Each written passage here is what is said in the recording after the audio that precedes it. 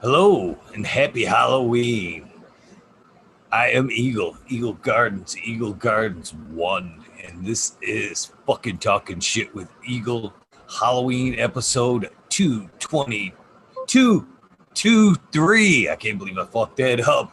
Hopefully, you guys had an amazing Halloween and a fun day. Hopefully, you'll have a fun night hanging out with us. Hopefully, you've got your tray ready. You've got everything you need for a fun night. Automation is freedom is here. How you doing, Automation? I I'm doing great we today, Eagle.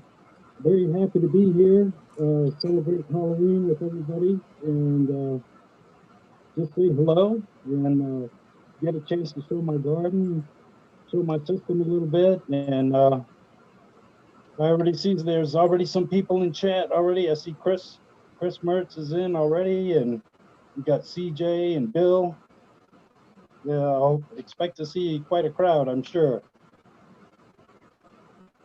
I'm sure too. It's Saturday, Halloween. I'm sure we're all ready to do a little bit of partying tonight. Yeah. Well, I'm not gonna wear this mask all night. I'll kill myself. But I just wanted to say hello and at least get a, just for the introduction, first couple of minutes, just kind of show my face here in this fashion. Put this thing off. Whew. It gets warm underneath those masks. Boy, I don't know how people do it when like my son, he had a mask on tonight. He was anxious to go out and go trick or treating, and oh boy, I don't know how he does it. I Did you don't get know it too? either. No, we didn't have no trick or treaters out this way. It's far and few in between houses over here, so I didn't. We never had any out here. Most of them go into town to like a trunk or treat type thing, but pretty slow. Yeah, we don't. We didn't get hardly anybody this year. It's pretty much shut down probably because of the COVID stuff, and I'm sure that has a lot to do with it. And I know that that's why a couple of his friends weren't allowed to go out tonight was because their parents are a bit afraid of the COVID and what's going on. So I'm gonna try and settle this phone down. I'm gonna try and quit moving it around a little bit and put it up here next to my. Hopefully, I can still see myself here. Won't cut off my head too much. Let me get that set up here better. I got YouTube set up, and I know I did last time too. And I said I would try and keep track, but I didn't last time, and I don't know if I will this time. I kind of like looking at the mask that you got on there. Looks great. Boy, I So tell how you was it? what, Yeah. never again will I tell a woman or ask a woman, what the hell taking you so long with that makeup? Because I've got like 2 hours into this wreck and still was like, man, I'm not ready. This is just going to have to do. Wow. Hold on one second, Eagle. I'll be right back. I just want to go open up a door over here. No problem, no problem. What's up, Chiba Man? Scarecrow 420, DOA Grown Meds. How you guys doing tonight? Hopefully you guys had a pretty good day, pretty good night. What up, Red Eye? Chris Mertz. Man, we got a bunch of you piling in already. Did you guys have trick-or-treaters? Who else we got here? Bill Sid, CJ Apple. Can't forget CJ. Got my top chat going, or my live chat. Should be ready for this. This is the first time I painted my face or celebrated any kind of Halloween activity in quite some time.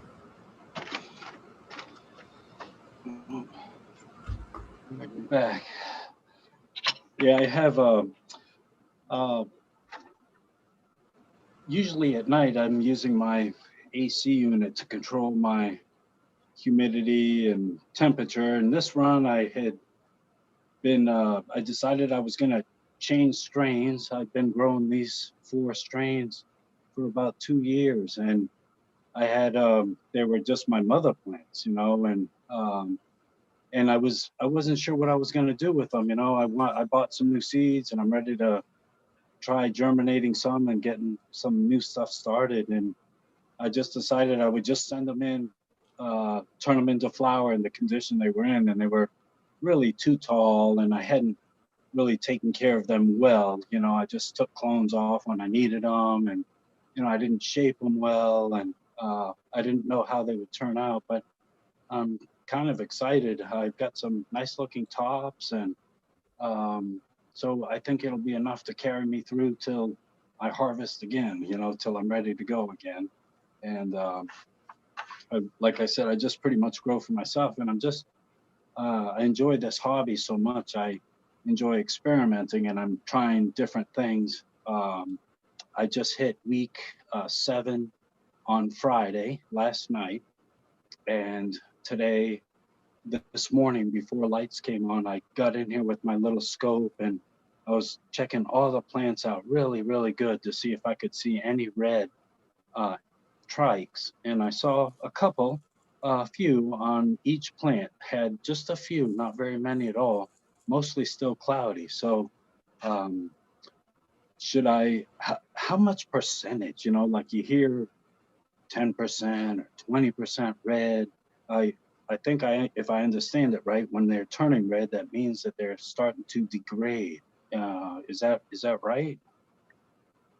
Yeah, they've reached their peak flavor, and they've started to degrade some. Started to move down the chain a little bit. I myself, people will probably say right around 6% amber is right about optimal for max flavor. I actually like to take mine a little further, maybe even 20, 25%, because I know that's where all the way in between that 10 and 20 is about when your buds start fattening up and that extra swell comes into place. So I take mine just a little bit further than most people would. And in my opinion, it doesn't really affect the flavor much. Slightly, but not much. It's more of a couch lock taking it to the other side. Usually, if it's a sativa, it will take it more to the indica side, and if it's an indica, it tends to walk her towards the more uplifting side of the indica. So, Yeah. in the It's end, it really comes down to a couple good, harvests to see how you like it more. You know what I mean? And again, you can change the effects of the medicine slightly by harvesting earlier or later. You know what I mean? okay. Uh, Yeah, I feel like too that I've got a couple of plants. Like I said, there's 4 different strains in there, and one of them is was where the plants were a little bit younger, and even though they were all like mothers, they were at different stages. Like some of the older ones that I had in there, the Chem Dog and my Gorilla Glue and Black Widow, were older mother plants, and my Blackberry that I had, she was a younger clone, and so she's I feel like she's got more left in her before she's ready to go yet. She overall she has more green left in her leaves, and so I feel like I'm not ready to give her up yet. I always feel like there's a race between having her consume herself completely before she gets too red, and you want to harvest her, when you choose to cut her down. I'd like to see her really just see those leaves crinkle up on her and fall off like they do in the fall, up here in the winter states, where you see those leaves just dry up and then they just fall off in the wintertime. um, I like to see the plant consume my leaves like that. I don't know if that's, you know not sure it's working for me, so I'm doing it.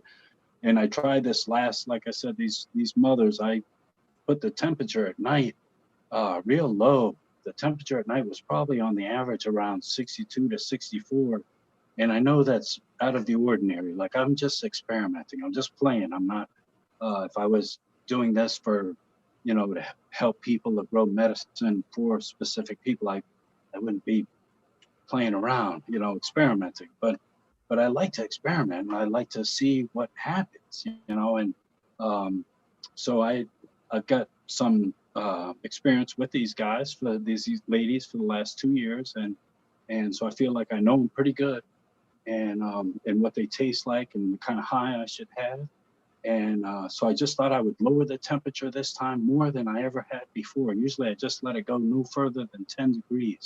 And then I would have my heater come on my control box and make sure that the temperature doesn't drop below 10 degrees of what it is during the day, which is normally around 86.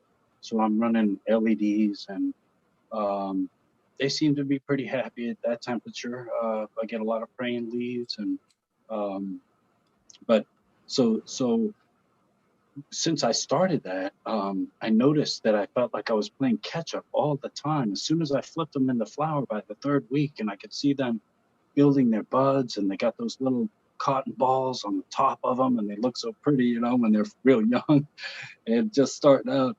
And but I noticed that I felt like I was playing catch up, like I was like they were deficient, and so I was giving them my teas, and I was, keeping them going, but always like on the edge, and I wasn't sure if that was the temperature. And um, as they got older into week 4 and 5, when they started to get cloudy, already the trikes had already started to get cloudy on me by week 5, and my leaves, I would come in the morning, and leaves would be dropping off onto the floor of my garden, just, like you would if you were going for a walk in nature and you're stepping all over these leaves in the wintertime. The fall hits you.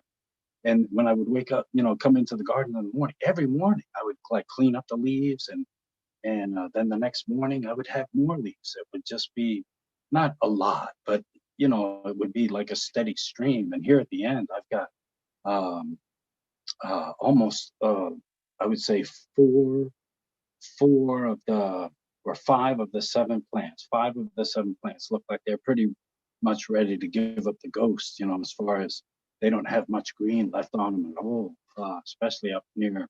They've gone from that purple color to, starting to. I don't know if I should have pulled those families.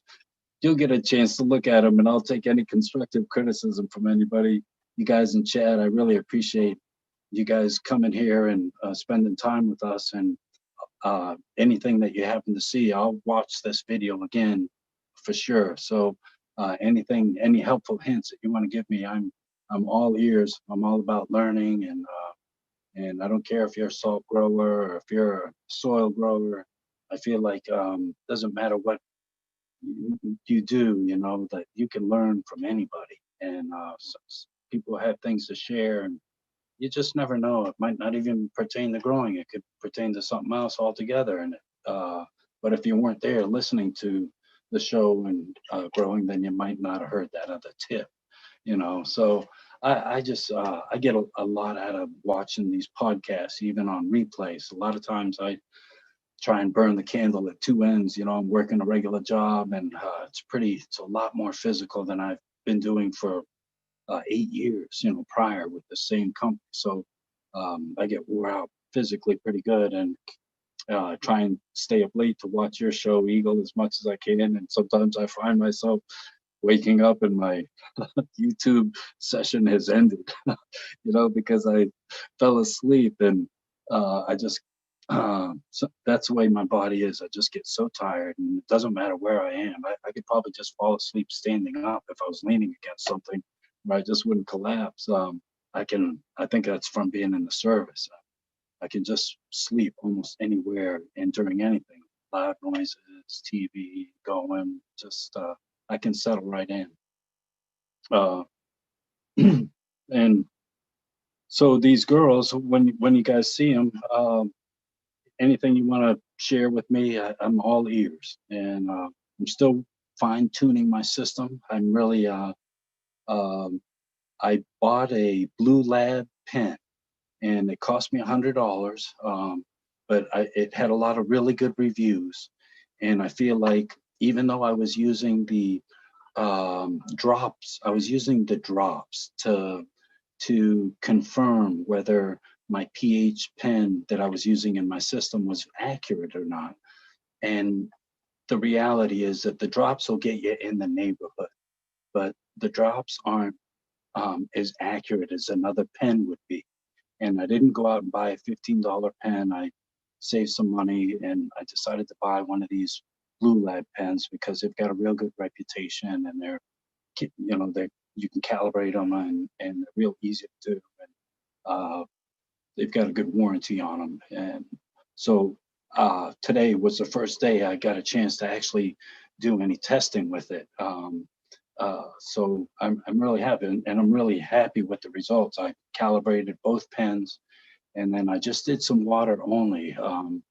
I with my system, I have a few different scenarios for the watering environment that you can do. Um, uh, I know that a lot of I've been, or at least from what I've learned, that you shouldn't mix odd things in with your tea. Like you should tea and water your plants, and then just water. And then if you wanted to add something like the microbes or something, then you could either add those with just water by themselves.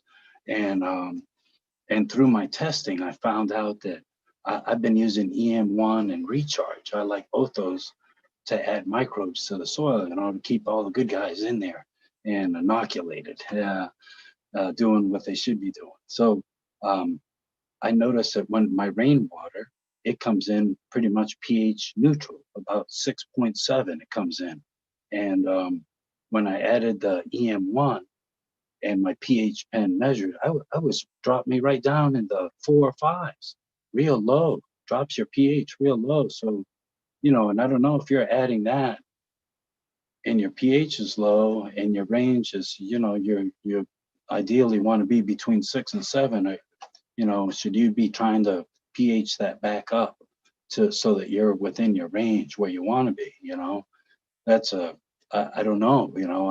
Most people, I don't know if they're thinking, well, you're adding microbes, and just because the pH in your water drops down that low, that shouldn't hurt going into your soil. I don't know. I'd love to hear some feedback and read some feedback in chat from some of you guys that grow soil that would say, well, no, well, if your pH is when you just add EM1 in your water and it drops to 4 and you want to be in the range of 6 or 7, no, you should still work to bringing that back up into your proper range for your plants. And likewise, in the opposite end, when you add recharge, I notice your pH goes up to like 8.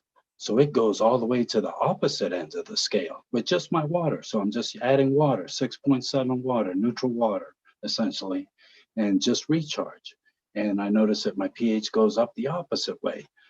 So I use that to my advantage when I was working on my system so that I could test out both directions, the pH balancing in both directions, so that, and I also changed from using pH down solution. I was using the general hydroponics, the orange colored one, and I changed that to vinegar. I'm using white vinegar and I'm using it at a ratio of 1 to 1. So 50%, rainwater and 50% white vinegar.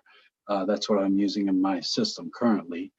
I'm still using the blue stuff, the pH General Hydroponics pH Up solution.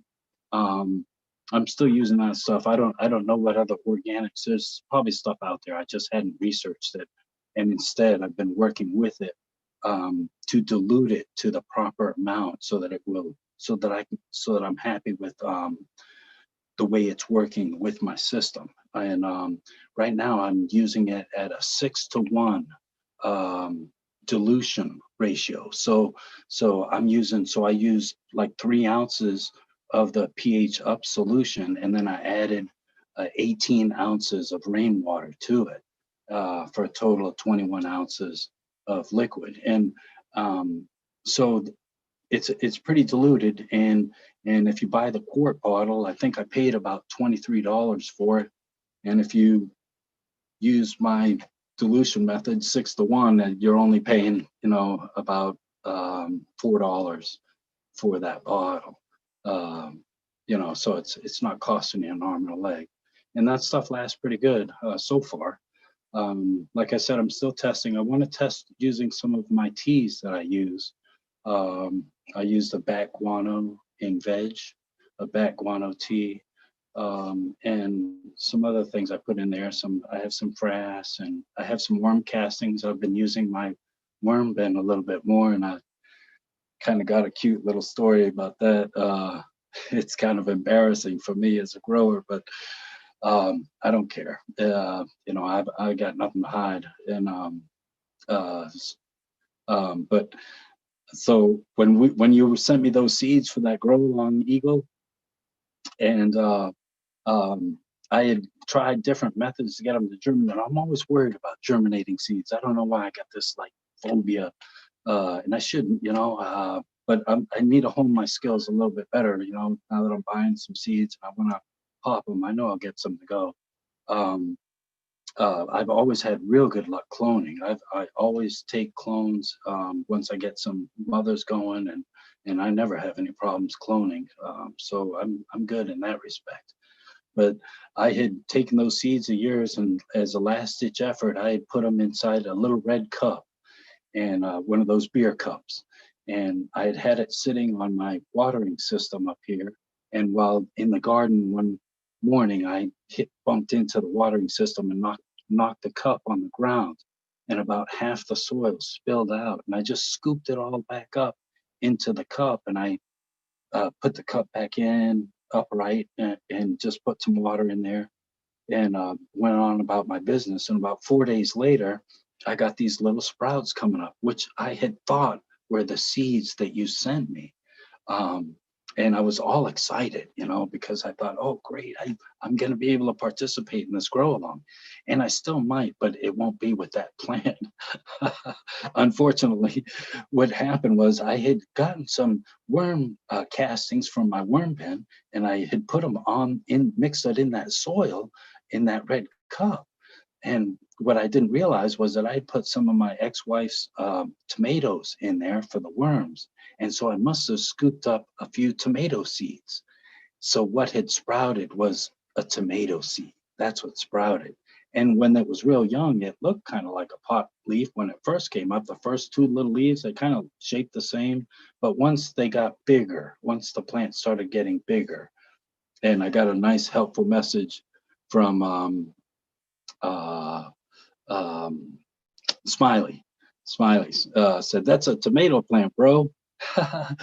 Yeah, thank you very much, Smiley. And he was right. As I investigated a little bit more and it got a little bit taller, I could see, yes, it's a tomato plant. So I'm growing it in my veg garden with three little Gorilla Glue plants that I had taken clones off of from this one mother plant. I guess I just couldn't give them all up. You know, I feel like I wanted to cut that Gorilla Glue. I really like her. She's got a great odor to her. I like touching her stem, you know, and when they get this far along and just getting that aroma, them just it's almost like a perfume, you know, it gets on your hands, the I don't know what it is. Like I'm not squeezing the bud, and on the stem it's not trichome, so I don't know what it is that they're releasing. You know, when you rub the stem on the main stalk, but it's really a nice smell, and uh, so that's where I am with my grow along. No Agent Orange seeds, unfortunately. But I did get some genetics. I bought some Rasta Jeff stuff. I'm really excited to grow some of his genetics. I've seen some fantastic pictures on Instagram and on Cannabis. I'm sporting a Cannabis t-shirt, and I don't know if my friend, if he made it in, I want to give him a shout out. There's a lot of you guys I want to say hello to, and hopefully I'll be looking over here at chat once in a while so I can say your names out in chat. But um, through this community, I met a young guy, and he's a really nice guy, and he's married and lives like an hour and a half from here. And we had been communicating a lot and over the internet and stuff. And he finally invited me up to his house. and me and my wife. So we dropped off my son at my grandpa's house for an afternoon so I could visit with grandpa. And we went up there to have a visit, and it was great. And he got me this Cannabis T-shirt that I'm wearing, sporting right here. Thanks, he gave it to me. I didn't expect anything, and he gave me a package of Irie Genetics orange gasm seeds, and just a really nice guy. And I had used my extract machine, and I made him some RSO oil, capsules. So we each like traded some stuff, and it's just really nice. That's what I love about this community. It's like I like the fact that I get a chance to meet people that are like-minded within this community, and get a chance to kind of escape what's going on out in the world. Like I used to find that escape in sports. I used to love to watch sports, and I wouldn't miss a football game on a Sunday. Boy, I'd be right there. And when it got to college bowl season, I'd be right there watching all them college football games, because sometimes I felt like them guys just played for the love of the game and not so much the money. But but over time, it's just, I don't know. I don't get that same. It's not the same anymore. It's like even that has been infiltrated, like most of our world. And it's just nice to find something I can do, and kind of uh, get into like a hobby, and find that joy again that I used to have when I used to watch football. Now, when I still watch a football game. Absolutely, I still like football, and but I don't seek it out on Sundays. If I have a Sunday that that I've got a podcast I'd like to catch up on, man, I'll put that podcast on. I'll watch that instead of a football game, because I'm always into learning, and I like learning. And I can't even keep up with all the podcasts I used to follow now that I've gotten this bigger tent, and I've been just going balls to the wall with my system. I really just want to really fine tune it. And it's just this last little bit, this pH. And I got my Blue Lab pen now, and I'll be able to take a lot of data points, and I'll be able to really dial this thing in, regardless of what you do, whether you just want to just water alone, or whether you want to add water and tea, and you want to give it a tea, and so that may shoot up your ppms. Like I've been brewing a tea that I've only been feeding my plants, these girls, the last 10 days, water only. I haven't given them any food at all, nothing, just rainwater only. And that comes out at like 28 to 38 ppms, depending on the rain. That's about the range I give them in. So it's really clean. And um, so I've been brewing this tea, and I've just been using it for my testing, because I need to test using the teas that I use.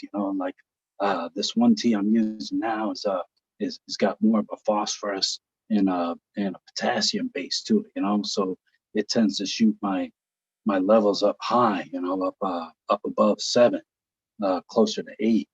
But and my ppms might be around 1,000 ppms, 800 ppms.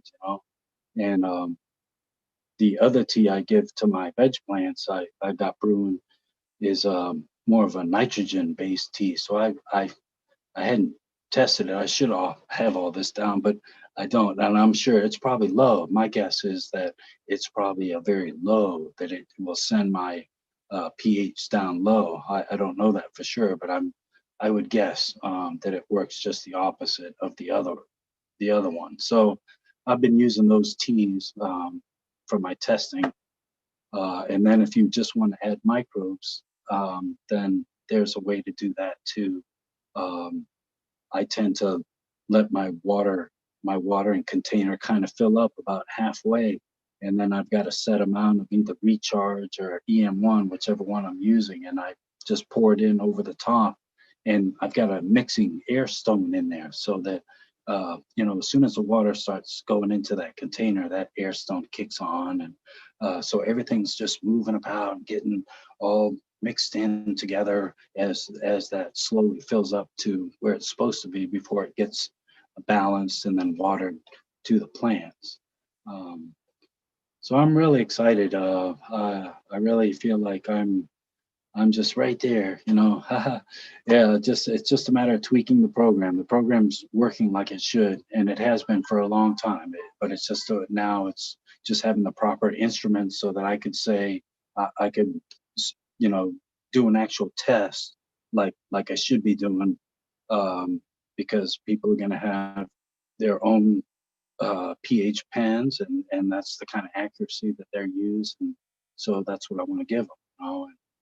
I noticed that the pH pen on the Blue Lab has an accuracy of a plus or minus zero point 0.1 is their accuracy reading, and I've got to look through my paperwork. However, it's all in Chinese, so I understand that there's an app from my phone that I can use to translate the Chinese and the English. I got to figure it out, put it on my phone so that I can kind of read through this text. There's no English, you know, like when I get this stuff from China, it's all in, you know, and even I was just lucky enough just to notice on the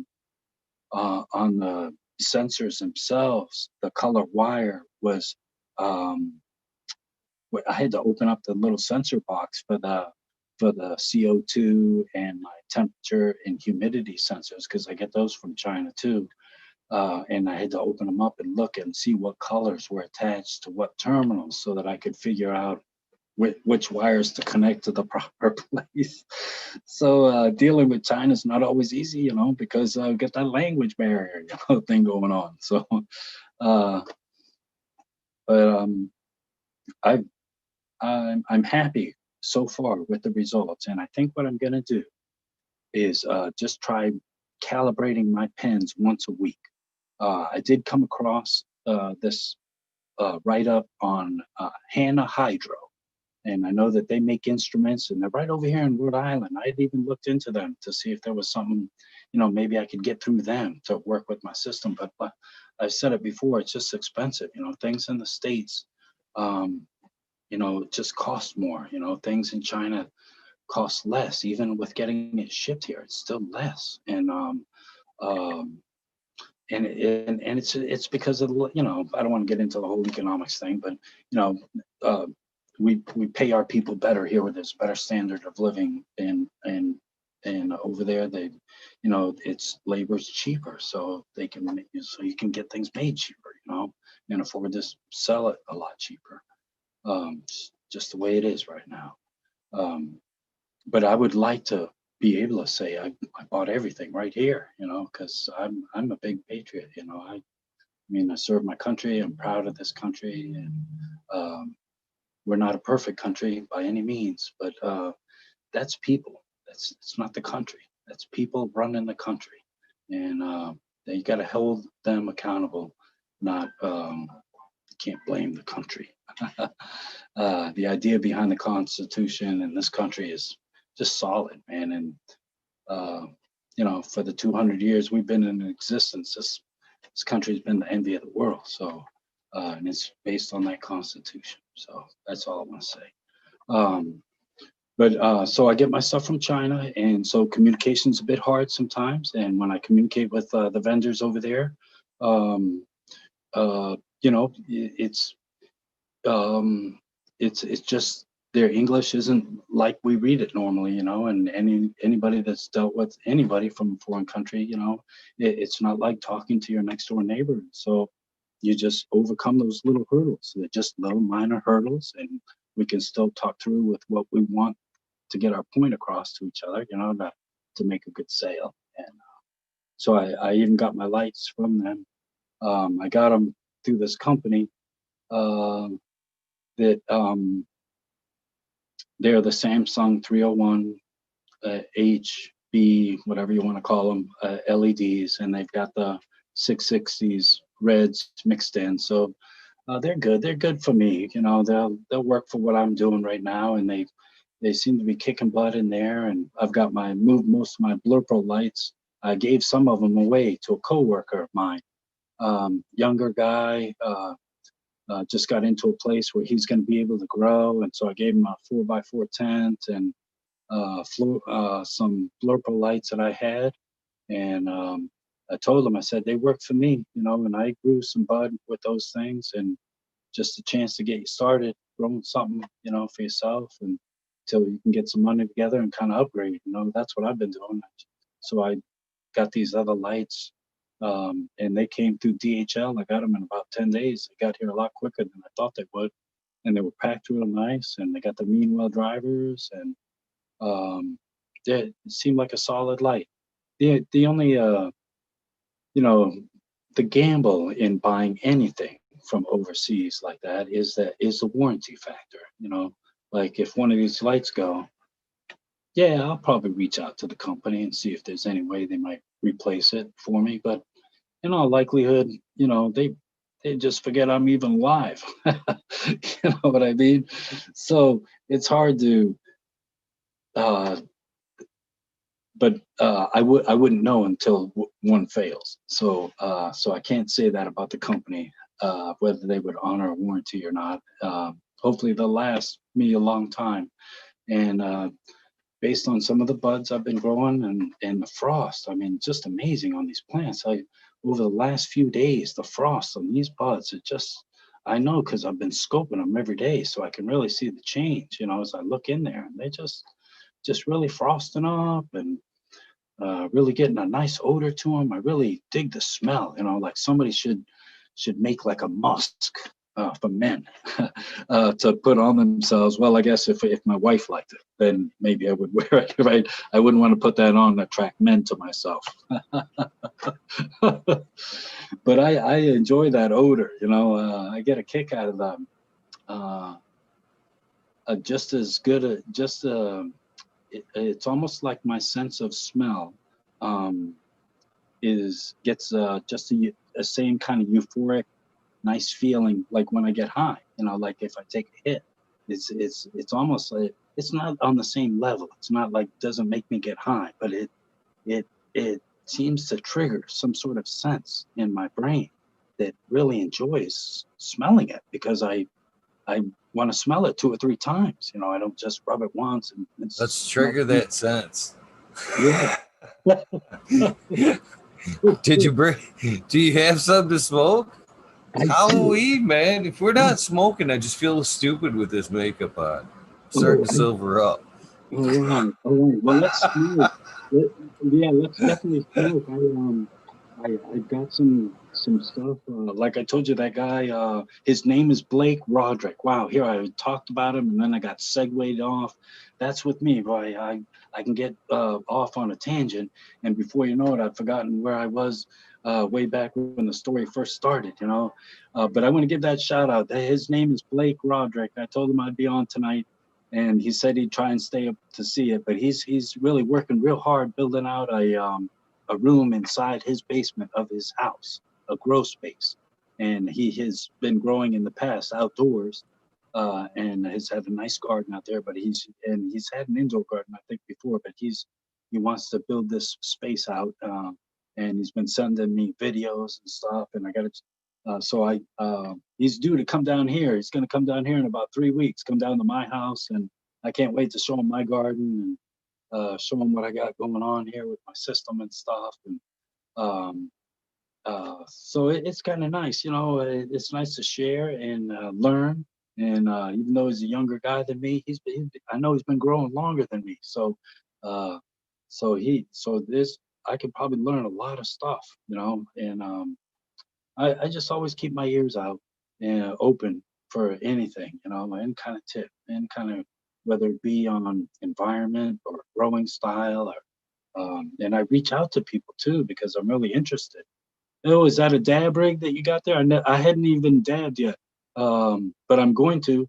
When he comes down, he's going to bring a Puffco with him, and I'm going to get a chance to try this Puffco and try a dab for the first time. Puffcos are pretty nice. I was just gifted this by a sun-grown 707, and feel pretty lucky. I am liking it. Oh, that looks very nice.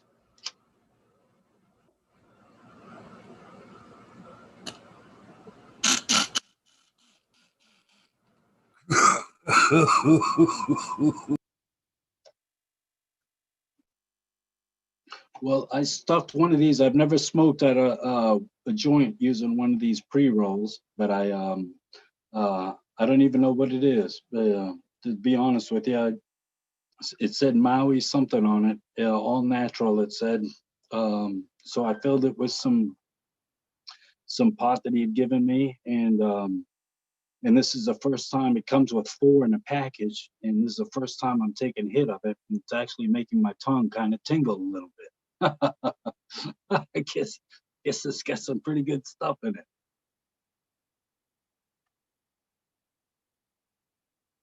I like those ones you can just stuff there. I know, what is it? Midnight Roots makes a Canagar you can stuff yourself. Fantastic. And What it's what's like the name of it? it's a tobacco leaf. Midnight Roots on Midnight Roots. Instagram. So is Yeah, that like a they do. joint? So it's an actual tobacco leaf? Yeah, it's an actual tobacco leaf. Nice. They Okay. make them. If you can catch them in person, uh, you can buy them like pre-stuffed. Oh yeah. If not, you can buy them online. Just the wrap itself. I see. Pretty. Yeah, I might have to try that.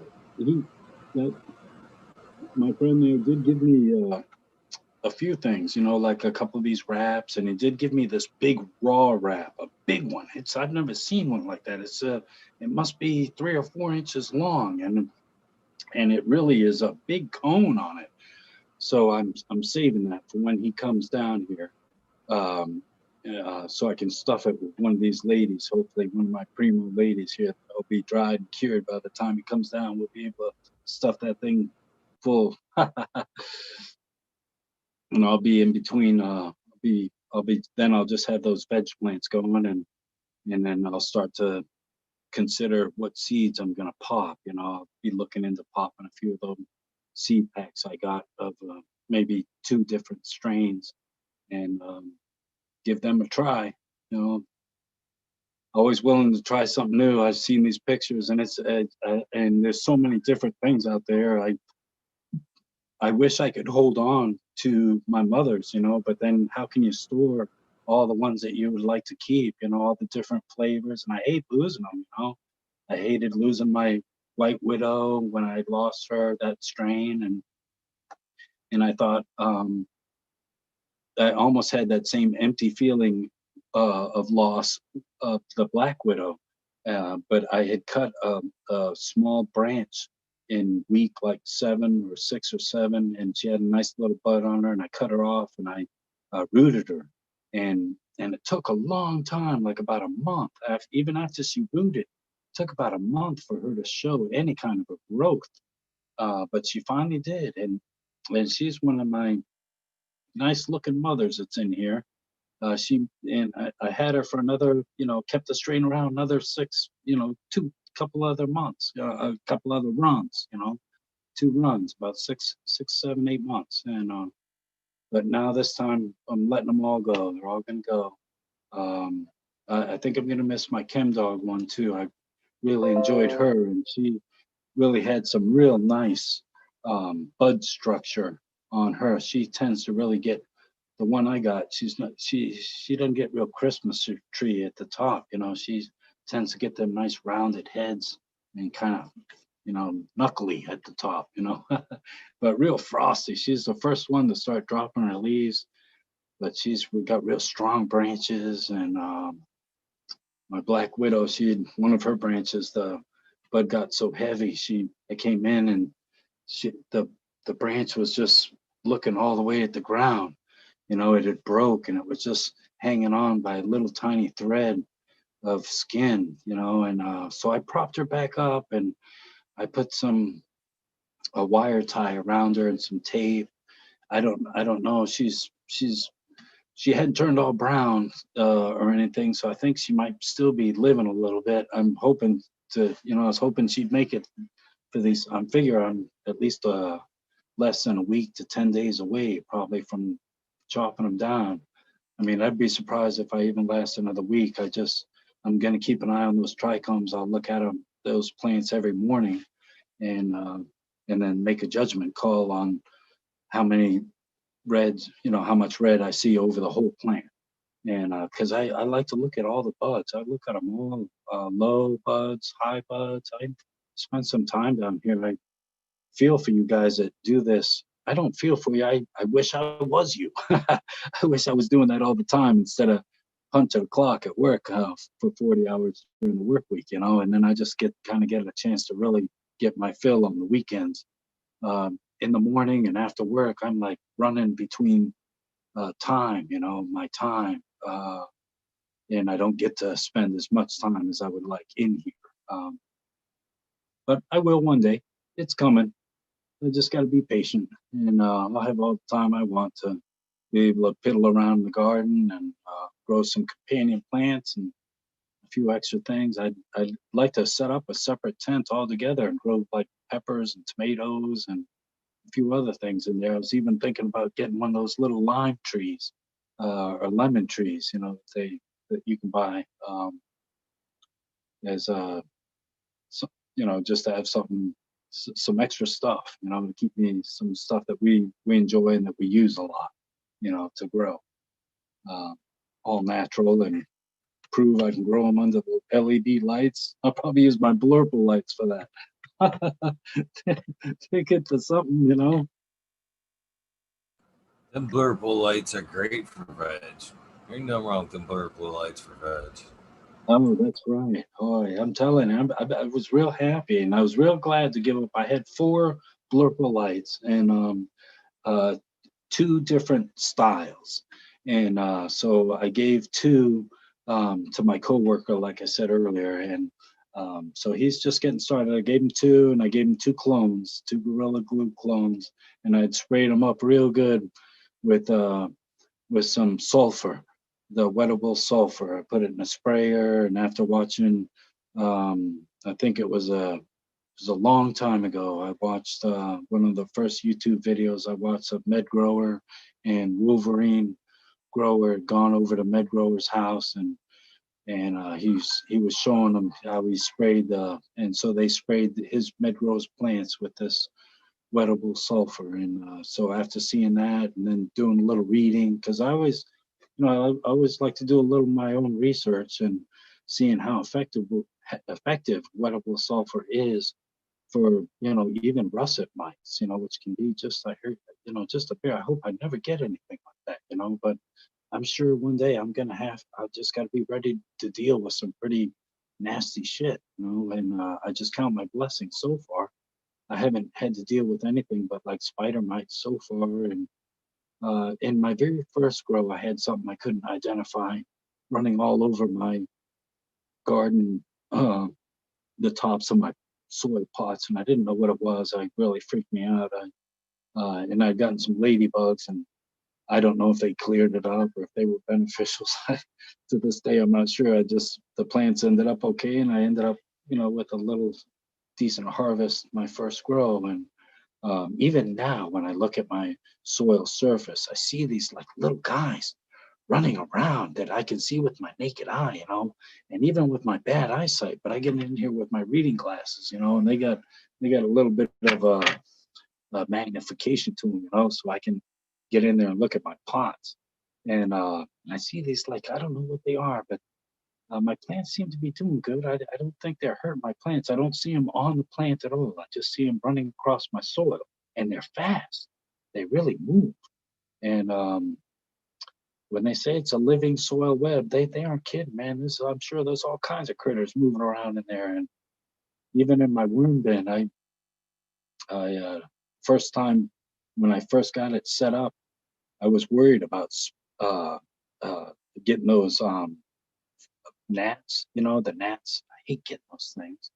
And so I bought some of those SF nematodes and I threw them in my worm bin with the worms. And I thought, well, because I was worried that that that environment might be really good for fungus gnats to kind of hide in. I don't know, maybe it wouldn't be wet enough. I'm not sure, but I was just kind of paranoid about them. So I threw them in there thinking that they're beneficial nematodes and I figured they'd get along okay with the worms. And they, I don't know if they're still alive. I just keep adding the food for the worms and they keep taking care of business. Anything my wife saves for me, I put in there. Cucumbers, any old veggies. I just don't put any meats. No meats go in. No chicken. Um, uh, I don't even put any citrus. I don't put any kind of oranges or limes or lemons. I don't put any of that stuff in there, but onions and peppers and cucumbers and all that stuff, whatever we use and whatever my wife cuts up, apples and melons and squash, we just put it in the freezer. She puts it in the freezer for me, and then once a week, whatever's in there, I just bring it down to my worm bin and I put it in there. And once a week, it seems to be gone. They seem to be taking care of business. And I got a big toad too. It's about a 4 foot, close to 4 foot long toad, and it's probably almost 2 feet deep. It's big and it's wide too. It's got wheels at one end. It's one of those made to put a lot of stuff in and wheel around. When I saw it at Home Depot, I thought, oh, that'll fit nice right next to my old in New England. There's a lot of old oil. Oil was used to heat homes, and a lot of that's been replaced. So, and it has been in my house. I've got natural gas now, but I still have the old oil tank sitting in my basement. I think they had to put it in here, and then they built the house above it because I don't know how the hell they got that thing in here. It's huge. It would never fit up going up any stairs, and even out my bulkhead door. I don't even know if you could get it. I can't even get it out the side of the basement that it's in unless I open up the door and take out the door. so so I think it's stuck. That thing is in this house for life, and it's on empty, and it's not hooked up anymore or anything. There's no fumes come from it or anything. It just takes up space. That's all. And for a grower, we value our space, and so I see that as I could use that space for something when I see that thing sitting in there. So I'm crammed in here. I had a nice when I had my Cut it up. Get it out of there. but yeah, you could. I could hire probably a plumber or somebody with a. In this state, we're so regulated that I mean, I could probably do it myself. But if I started a fire or anything, um, it may still have oil residue in there. I don't know how flammable that stuff is. So I'd be real careful. Have to be very cautious about cutting that up. Um, but so I just worry, in this state, there's just certain things that you can't do, and uh, when I before I had my 5x10 tent in here, and I just had two 4x4 tents and one 5x5, I had plenty of room on this side of my basement's cut in half, and just picture a rectangle, and it's cut in half the long way, not in half. So it's a narrow, my basement's narrow. Um, the other half is for the tenant, so they've got some place to put some of their stuff. Um, so so I've got all my stuff crammed in here. So when I got my 5x10 tent, and I was in such a hurry to get it all up, I wish I had done some other stuff. You can tell that my basement is 100-year-old basement. It's I don't know when they put these cement walls in here, but I'm sure that underneath that somewhere is stone. I'm sure that early on these houses were built on stone, stone foundations, and then later on they came in and encapsulated them, I think, with the cement. Um, but it's definitely old, and the guy that owned this house before must have done some fishing, because I got like I don't know, couple of rolls of looks like over 1,000 feet of looks like fishing line all wound up there, up in the ceiling on this roller. And he's got an old bench that he built. You guys will be able to see it. You'll see my bench.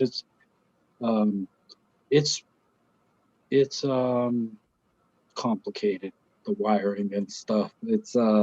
I wish at work you get a chance to hide all your stuff because all the wiring running through our systems and stuff, you neatly run everything, and that's what I wanted to do. But because I wanted to throw this tent up so quickly, and I plugged everything back in, and then I got to getting this grow going, that I I didn't take the time like it would at work and organize and lay the wire out nice.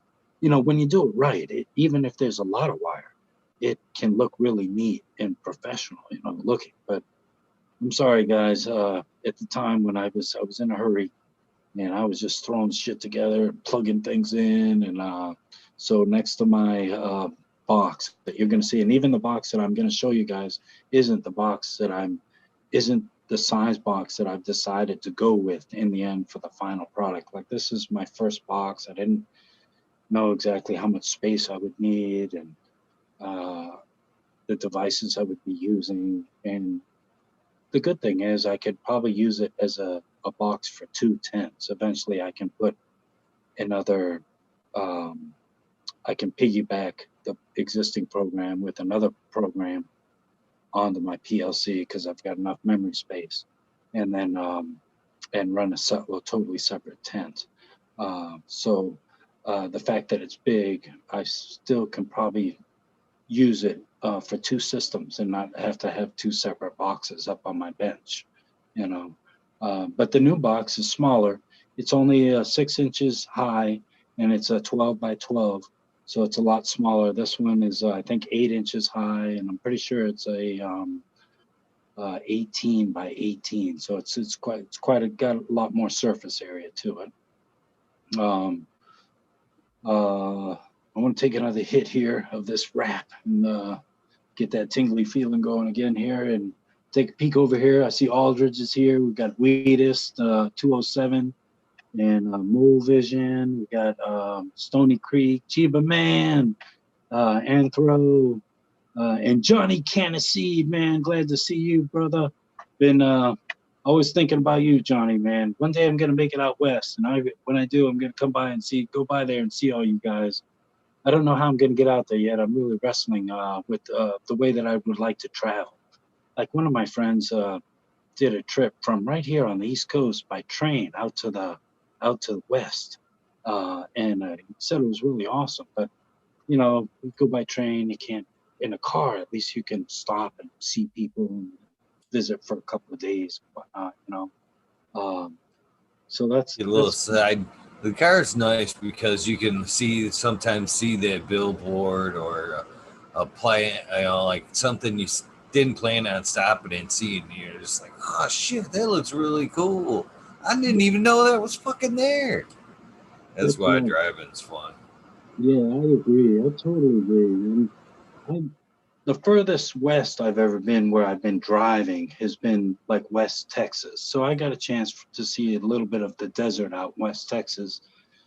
And I've been to New Mexico, so up near Ruidoso. And I really like the climate up there. I like the dry climate. There wasn't any mosquitoes. I'm one of those guys that can be standing out in the backyard, and I'm the guy the mosquitoes are gonna come after, man. It just, I don't know what it is, but it's I'm like a magnet to those guys. Oh, hey, I see Purple Thumb OG. Good to see you in the house, man. Um, and so um, I hadn't been to, like, I'd like to go out to like Utah and Colorado, and maybe go up to Wyoming and see some of the parks, you know. Like I said, I'd like to see some nature. I've been out to California when I was in the service. They sent me out there for a competition, and so I got a chance, not long, but I got a chance to see San Diego. And when I got a chance to talk to one of the guys that stayed there, that lived there, I said, "Where do you live?" I said, how's the cost of living out here?" And hey, the American one. All right, brother. One of these days, I'm gonna tune in and see, either live or on replay. You're gonna unveil that face, and we're all gonna get a chance to see. Supposed to be tonight. Oh, it is tonight. Oh, okay. Well, Supposed I'm to gonna be be. at some point. Okay. Well, either he's gonna have to jump Is, on live is with us, that correct, or the Tal? two of us. He's gonna Yeah. probably be.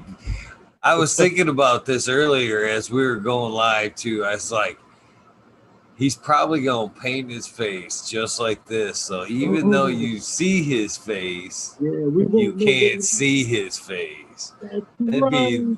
probably the smartest fucking thing, and like, little quip, if you will. Haha, I did it, but you couldn't see it. I showed it. Boom. Oh, that's great. Oh, that's fantastic. Yeah, I'd like to see it myself. Oh, oh, Said if we reach the rabbit hole, he will. all right, that'd be awesome. That'd be awesome. Yeah, I'll tune in for sure, or right here live. That'd be great. So a couple other things that I said too on my first show, like I got a chance to I love the replay. I love watching it again because I get a chance to see what's written in chat, and then I kind of get a chance to critique myself, and I see that I said some things that I know are wrong, and so I did a little more research to make sure that I was on the right track, so that I could correct that information here tonight.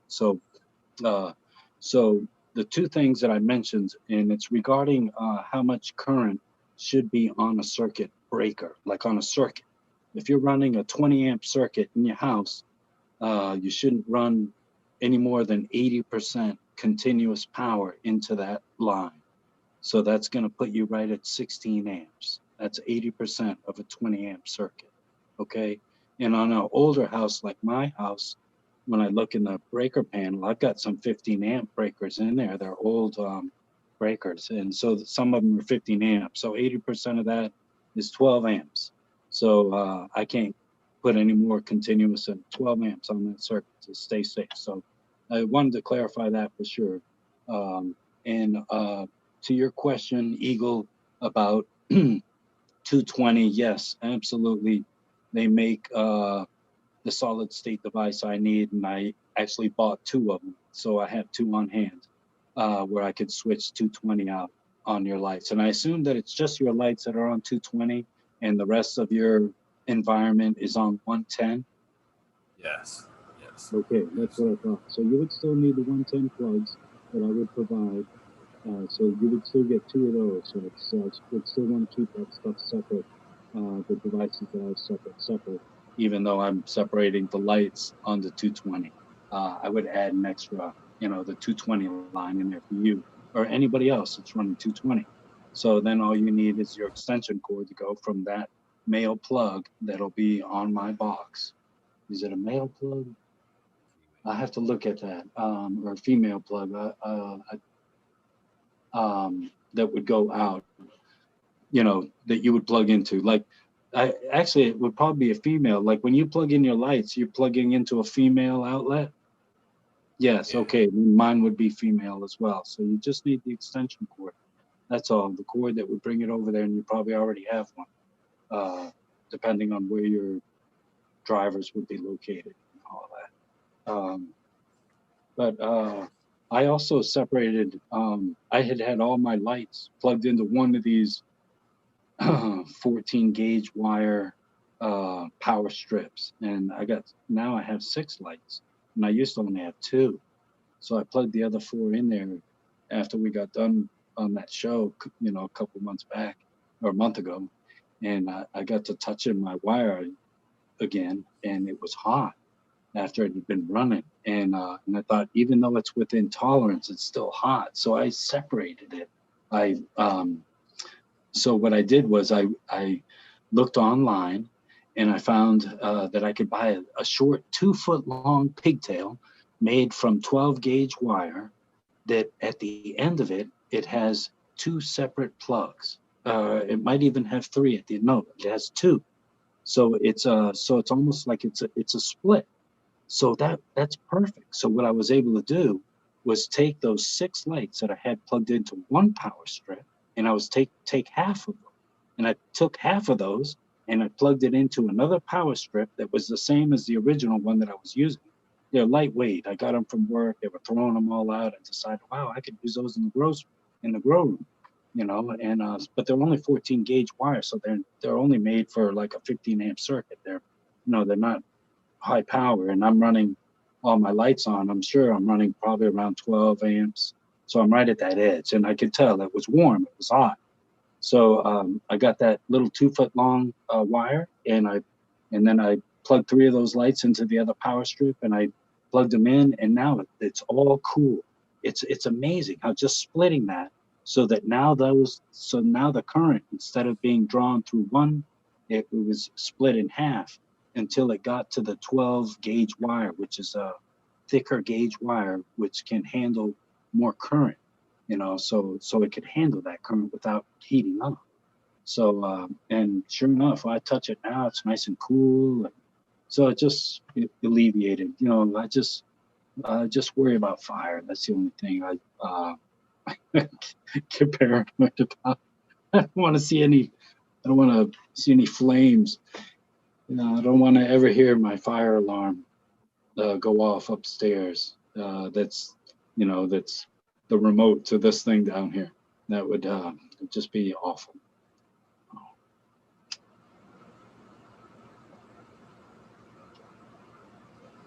What's up, Stephanie B? American One. Media is 207. Got a bunch of people. Holy cow. Tons I'm in gonna chat. open this up. There we go. Lift the skirt up. Let's see it. Hey, I could use some feedback. Like, is it better with the green lights on, or is it better with the green lights off? How's this, Eagle? Is it better with the green lights on, or is it better? It's With really the same. The same? Yeah, it's pretty much the same. Same view. Maybe a little bit better with the green, not much. Okay.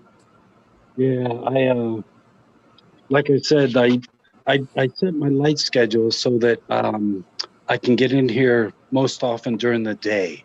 That's my on the weekend. That's the time when I can charge hard in my garden, and I'm usually not here during the day at night. Late at night. So my workday, my light schedule is usually on. So here's my black widows right here, and this was the stem that had broken, and I had put a wire tie.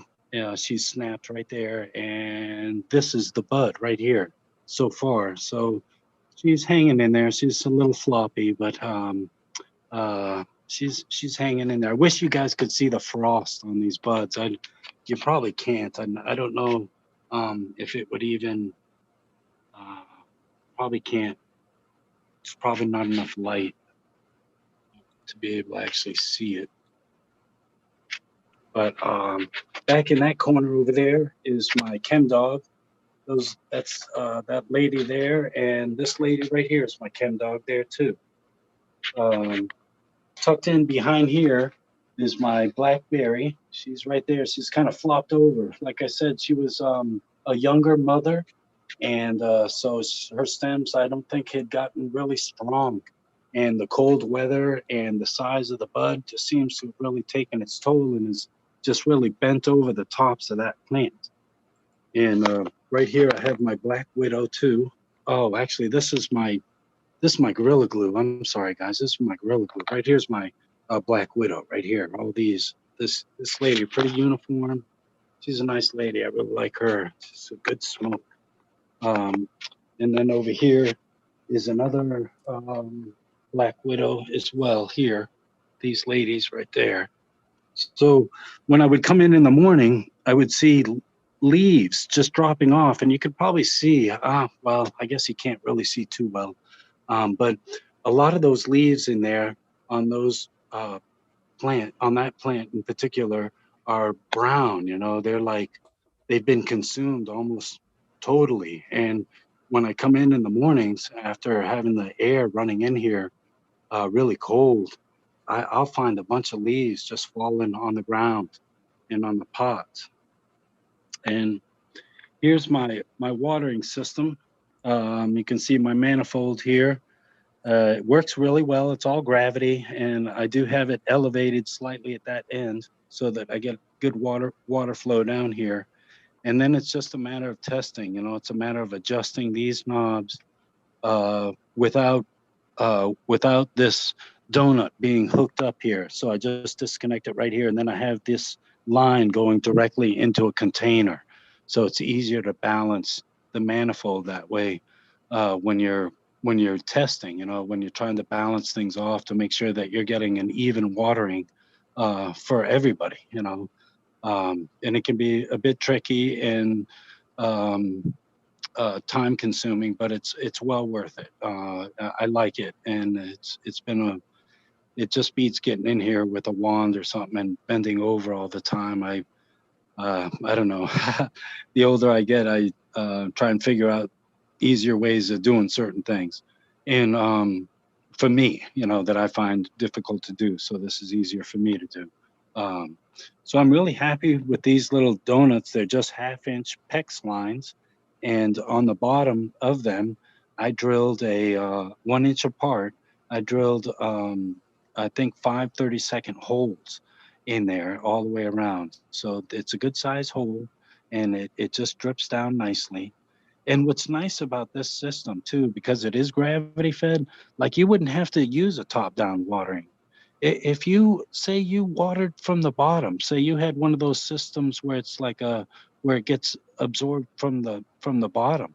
Well, you could set these lines up to deliver water to the bottom of that pot, or however you do it now manually. You could have it done this way on a schedule when you want it done, and it would be pH balanced as well. So that's just the advantage of using a control system, or at least this one.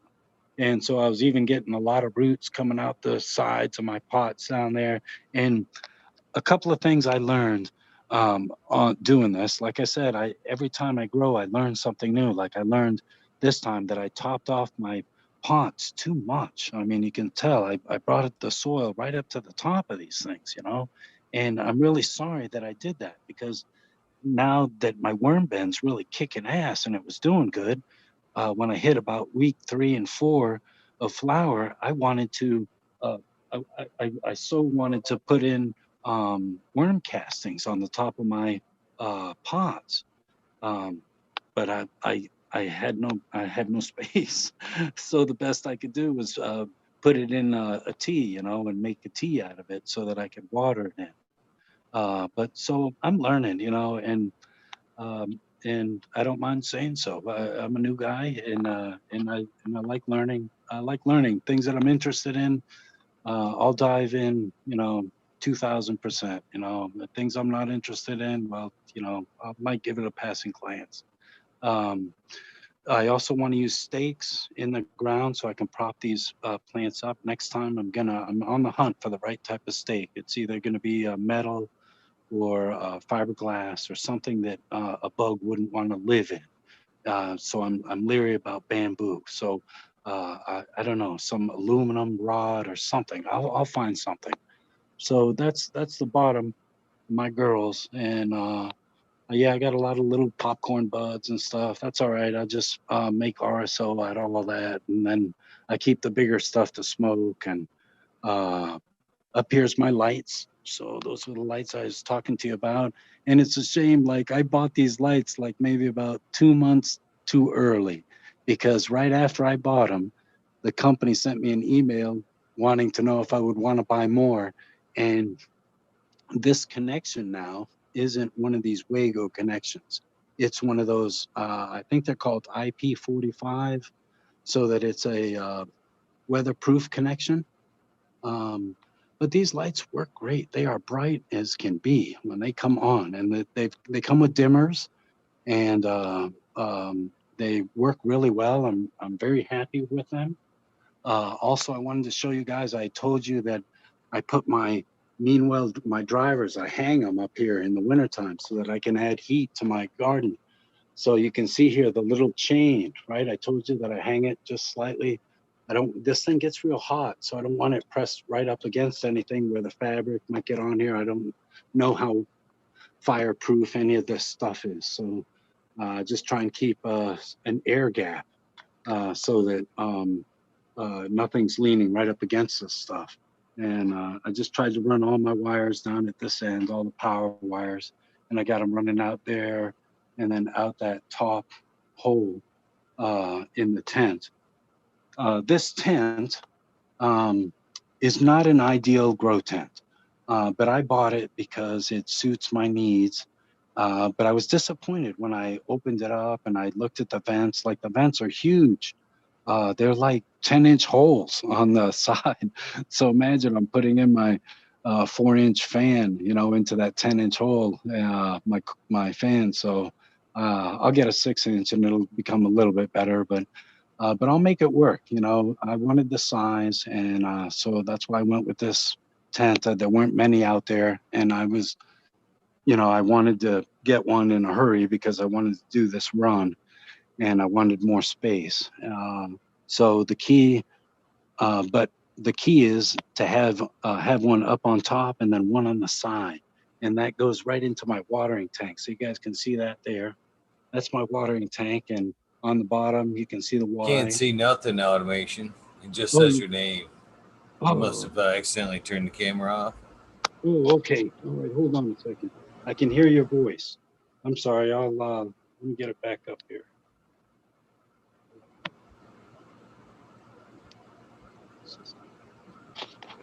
All right. You should be able to, if that's a phone, you might be able to tap the screen in the upper left-hand corner. There should be a button where you can flip it around.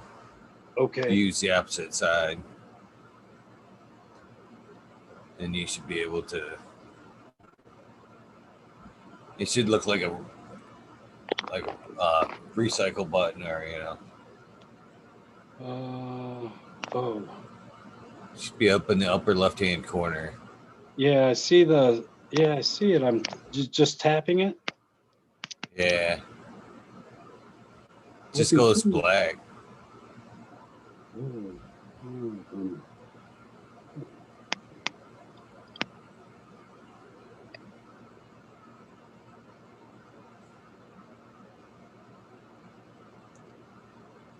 So it's good when I tap it, but There then you go. I'm there. It's working. Yeah, Oh, I can see the backside. Or I'm looking at your grow or whatever there. Now okay. I'm looking at your thumb, your arm.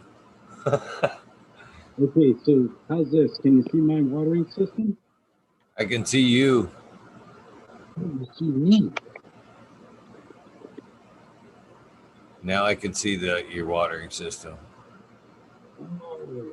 So it flipped it. Oh, that's what you were saying. Oh, that's right. Okay. Well, this camera on this side, I think, is a better quality. Uh, so maybe I can just try shooting it from here, and then I'll try. So when I hit that button on the top left, that flips it from one Yeah. camera to the other. Yeah, Okay. from looking at you to the opposite side. Okay. Very good then. All right. So you can see in the corner there my watering tank, and on the Yes. bottom where you can see the Y, and on one half, the Y on the left, you can see my garden hose hooked up there. So that goes down to a little tank. You see my fan down there. My fan's sitting on top of a 3-gallon water bucket that has a piece of plastic, flat plastic stretched across it. That's what the fan's actually sitting on. And so if I was ever far away and something happened, and I was alerted that, the watering event, some error had been hit, then I could, wherever I am, I could tell it to empty out into that 3-gallon container that fan sits on. That hose just rests right on top there, and it'll empty out right inside that 3-gallon container. Um, on the right, then that goes to the gravity system. So that goes out to your watering manifold, and and all the magic's done inside there. I've got, like I said, an air tank in there, air stone that mixes everything up when it's got any kind of liquid in it, and the hoses come in from the side there on the left of the watering tank up above, so you can see the 4 hoses, pH up, pH down, and then I've got one hose is from a pump that's in my tea container, and then the other hose is from my water tank, from my 6-gallon container, which I'll show you guys in just a second. Yeah. So yeah, I'm really happy with this. Thing's working like a charm for me. So let me just come out here, and this is my basement. Here's my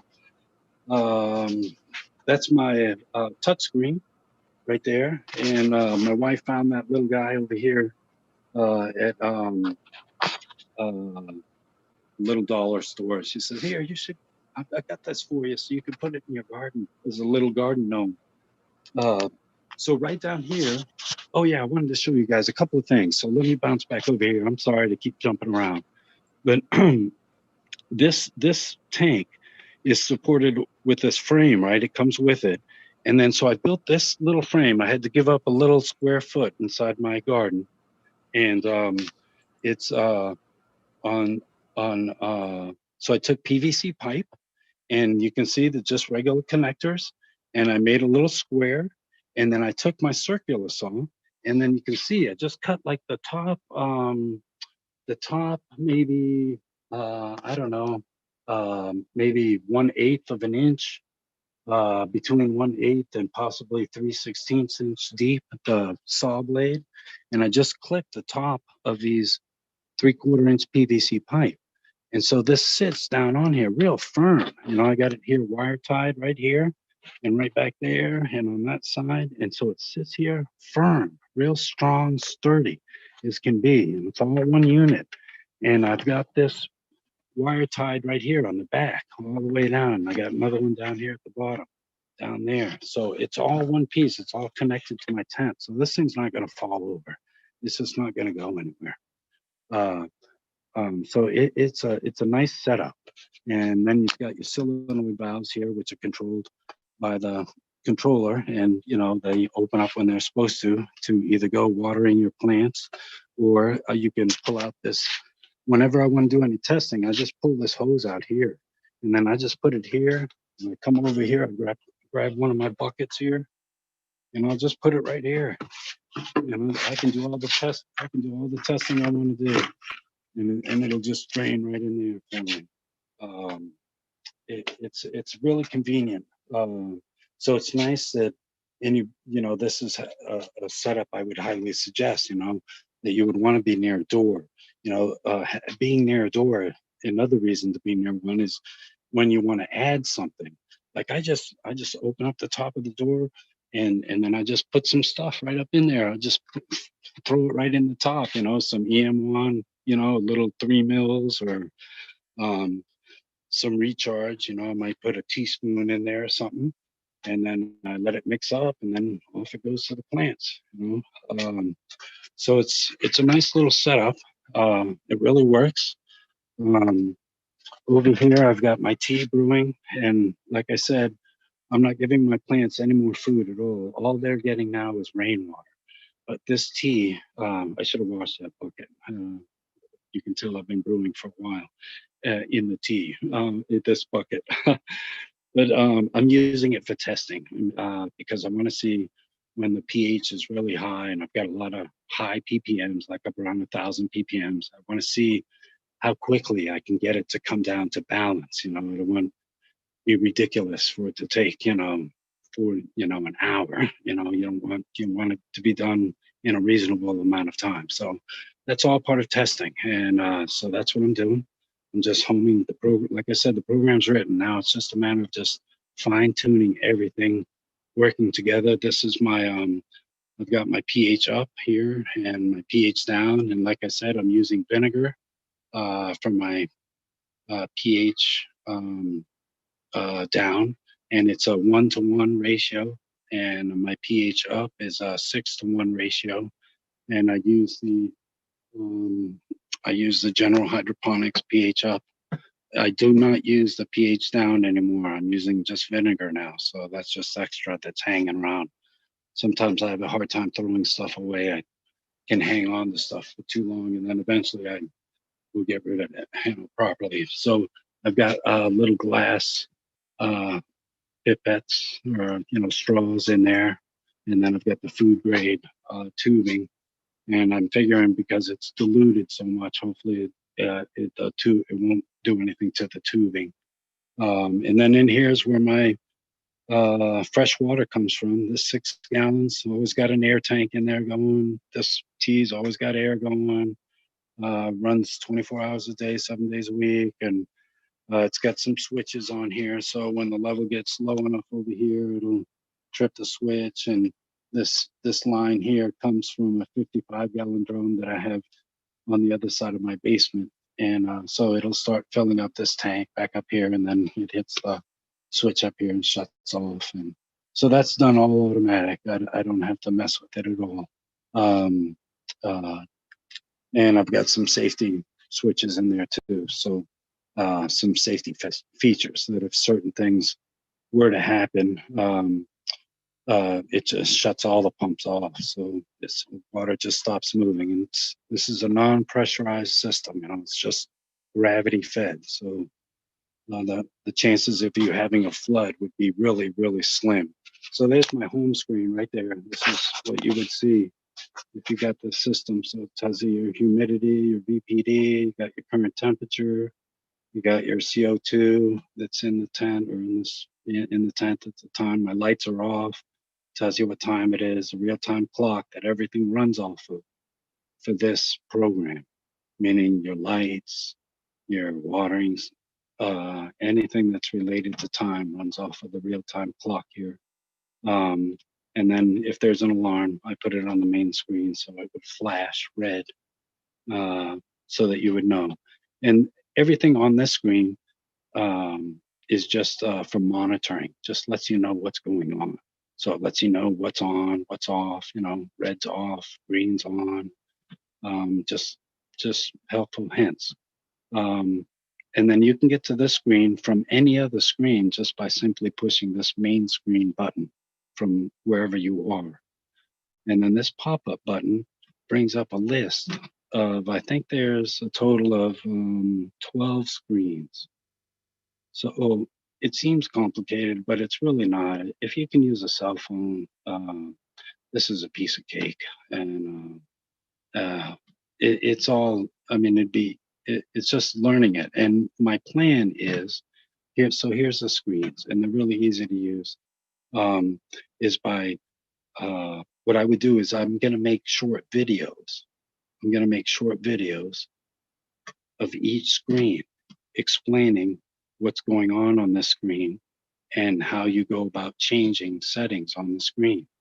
It's it so that way I can explain to somebody what you're looking at, how most of it's self-explanatory. I mean, right up here, light start time, month, day, time, hour, minute, what time, veg light stop time, veg light stop time here for your hour and your minute, and so it's really pretty easy.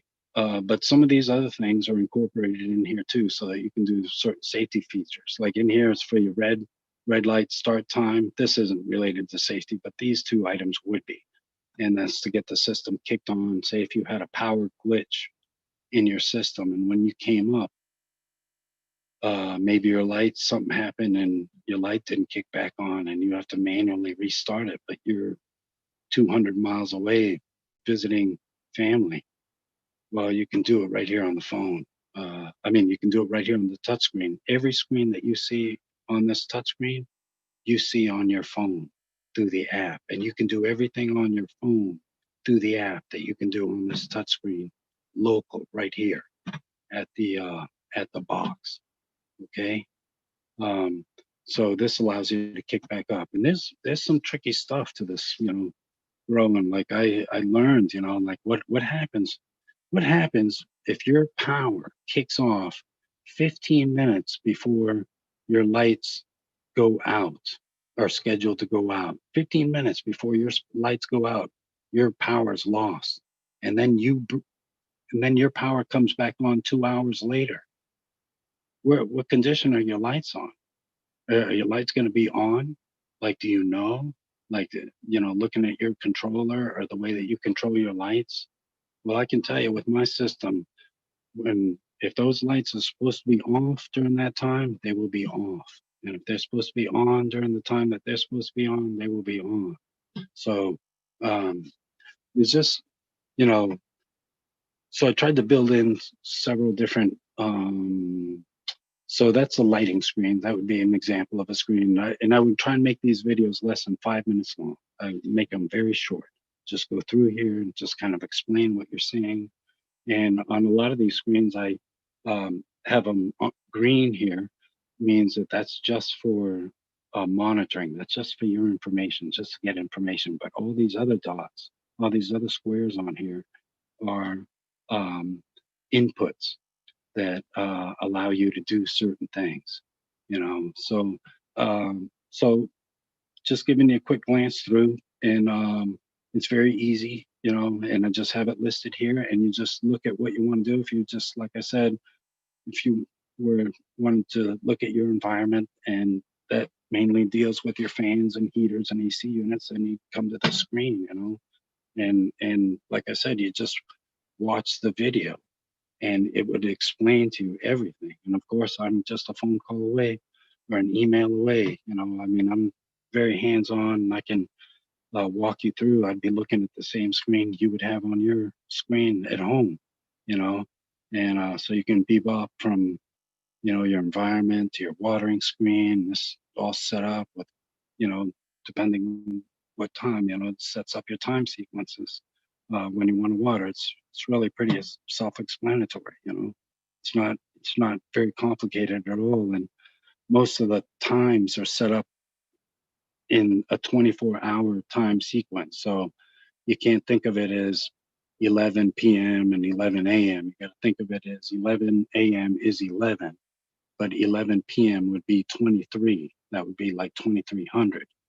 And all you got to do to figure out what time it is in the p.m. is just add 12 to it, add the number 12 to it. So if you're looking at 1 o'clock in the afternoon, well, what is it in 24-hour time? Well, that'd be 1300. You just add 12 to the number. It's very easy. So, and then on the screen is just where you would set up the amount. So what I've tried to do is I separated a few things. On this screen, you have the time. So you just set up your times. And on this screen that we're at here that you see is where you would just set up um, your amount. And this is set up in ounces. So I've got the number of plants and I put in, running 7 plants and I'm running 20 ounces at a shot for each plant. You know, that's what it gives it. So it just does the mathematics, and then that's what it's going to give them. You know, and then so you just scroll through, and it's very easy to use. Right here's this. I love this screen. This is my favorite screen because, and in the end, when you look at all these screens, some of these you just set them up. Some of them you won't even go to them unless you have some sort of emergency, like this watering tank screen or a reset screen.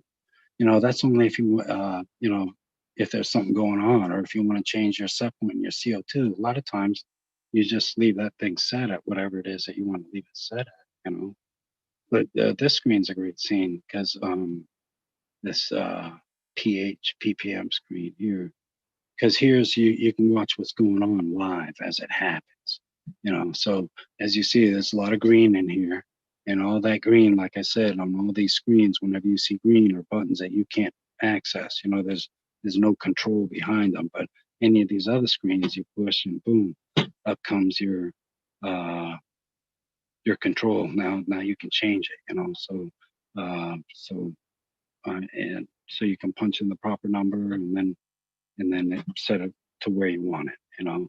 But you can actually watch a live watering event take place right here. So, and you can do some calibrating right here too, both for the pH and the ppm. Like I said, I've tried to really set this thing up, but to do calibrating, you have to do that local. You have to do that from, you can't do that from an app on your phone. You've got to do that local. So let me see. So on here, you got a bypass screen. So let's just say, like for me, I get watering. My water is rainwater. So I don't even bother pH balancing my rainwater. I just don't. It comes in at 6, 7 generally, and my ppms are real low. And so I would put in a 1 here, under each one of the watering events that I run each day now. I put a 1 in here. The only reason that there isn't a 1 in here now is because I've been doing a lot of testing, and today was a great testing day. I got my both pH pens calibrated. I got my pH pen calibrated. My Blue Lab arrived, and I calibrated it. And then, so today was the first day I actually got a chance to use uh, so an actual pen to compare. So this is a pen I got right here. Just see here. So we got that pen. So the Blue Lab, I like it. It's nice. It's expensive, but for what I'm doing, I feel like I have to. If I'm gonna provide a product like this, then I have to know that it works, and I have to know that the sensors that I'm using are accurate. So I was using just the drops, and this thing, the drops, and I would take samples of my water, and I still take samples because I still have to measure, and I take a sample of every watering that I do. I take a sample and I compare it so that I know when I'm drifting, because these things tend to drift. That's why they give you the option to calibrate them, right? So, and my sensor and my system's no different. It will drift. And so you have to be able to calibrate it and bring it back within tolerance. I was using this thing for the longest time, and this gets you in the ballpark, but it's not going to get you down to the nitty gritty. So I finally broke down, and I got myself a pen, and I've been using it, and I'm happy. I'm happy I have it. And my first results of the day today were just water, and I didn't get a lot of. Um,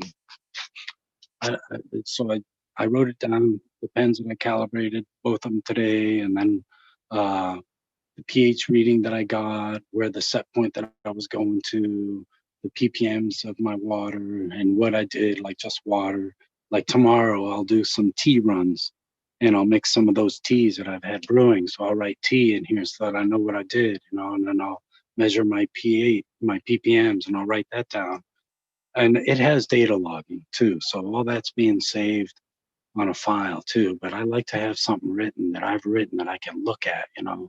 I want to have something that I don't have to jump on a computer and download and then digest the information. It's nice that I have it. I will use that. It's just that I am so pressed for time now, that balancing everything in my life, it's nice to have something I can just look at right here.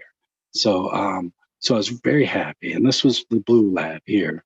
So when I took my test up here earlier today, and I was so far off. This is my pH reading that was measured in my tank. This is where I wanted it to get me to 6.4. And then when I measured it with my Blue Lab, I was down at like 5.9. I was like, damn, man, it's really low. So I decided to calibrate both pens and start fresh. And when I did that, then I had some good readings here, and that finished out here. So I'm still tweaking. I'm happy with the way this ended up. I was just point 0.1 off from the Blue Lab to where my set point was, and this is my objective, and this is where I started. See, so I was able to go in both directions. I was able to get it so that my water coming in was slightly low, and the set point that I wanted to was to go up, so I had to use a pH up for that one. And then over here, my pH reading that came out was high, was 6.8. And then when the objective was 6.4, so it was coming down. So I was able to use the vinegar solution. And it's hard to catch the right number. I'm trying to get the highest number that it's at before it changes, before it adds a liquid in here. So that's why some of these numbers I've had to get in here and wait. Oh, wait, it was, when I first looked at it, it was 6.6.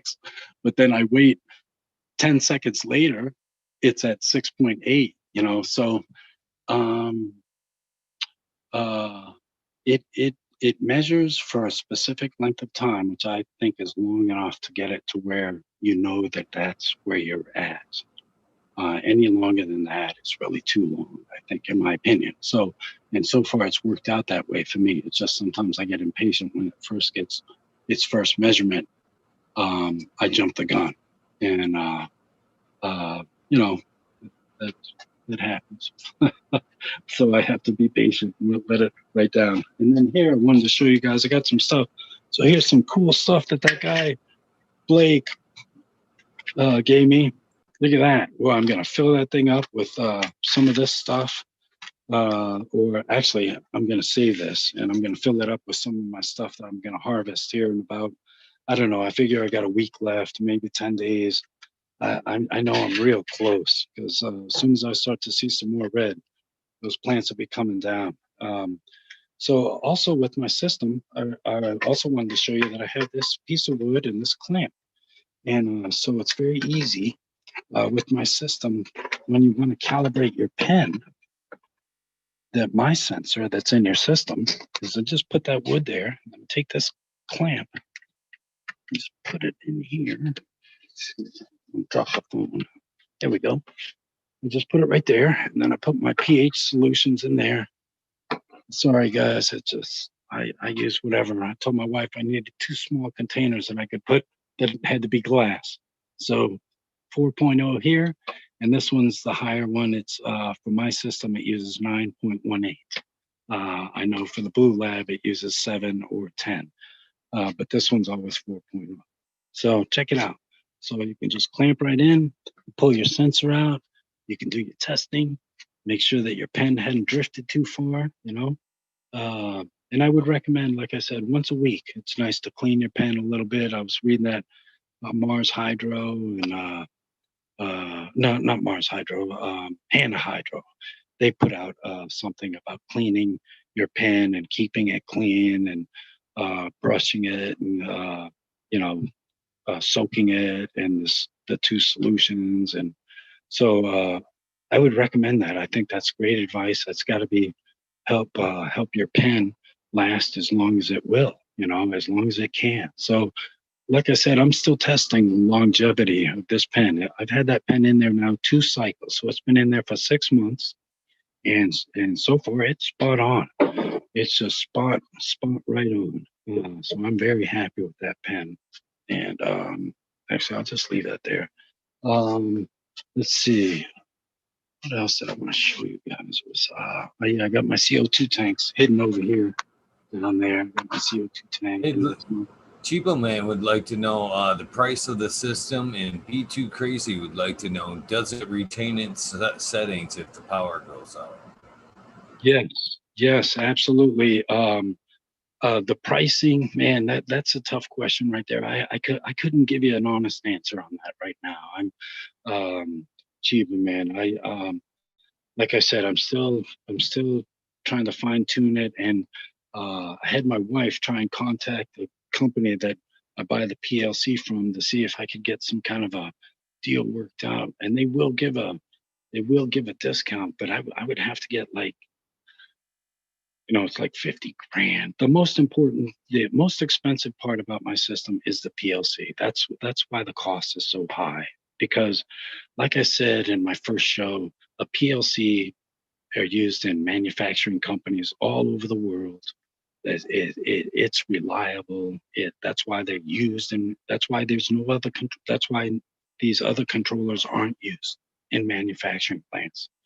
And if you're a grower and you're worried about losing power and you want to know whether your controller is going to be able to take it, come back on and do everything that it's supposed to be doing, uh, then you can count on a PLC.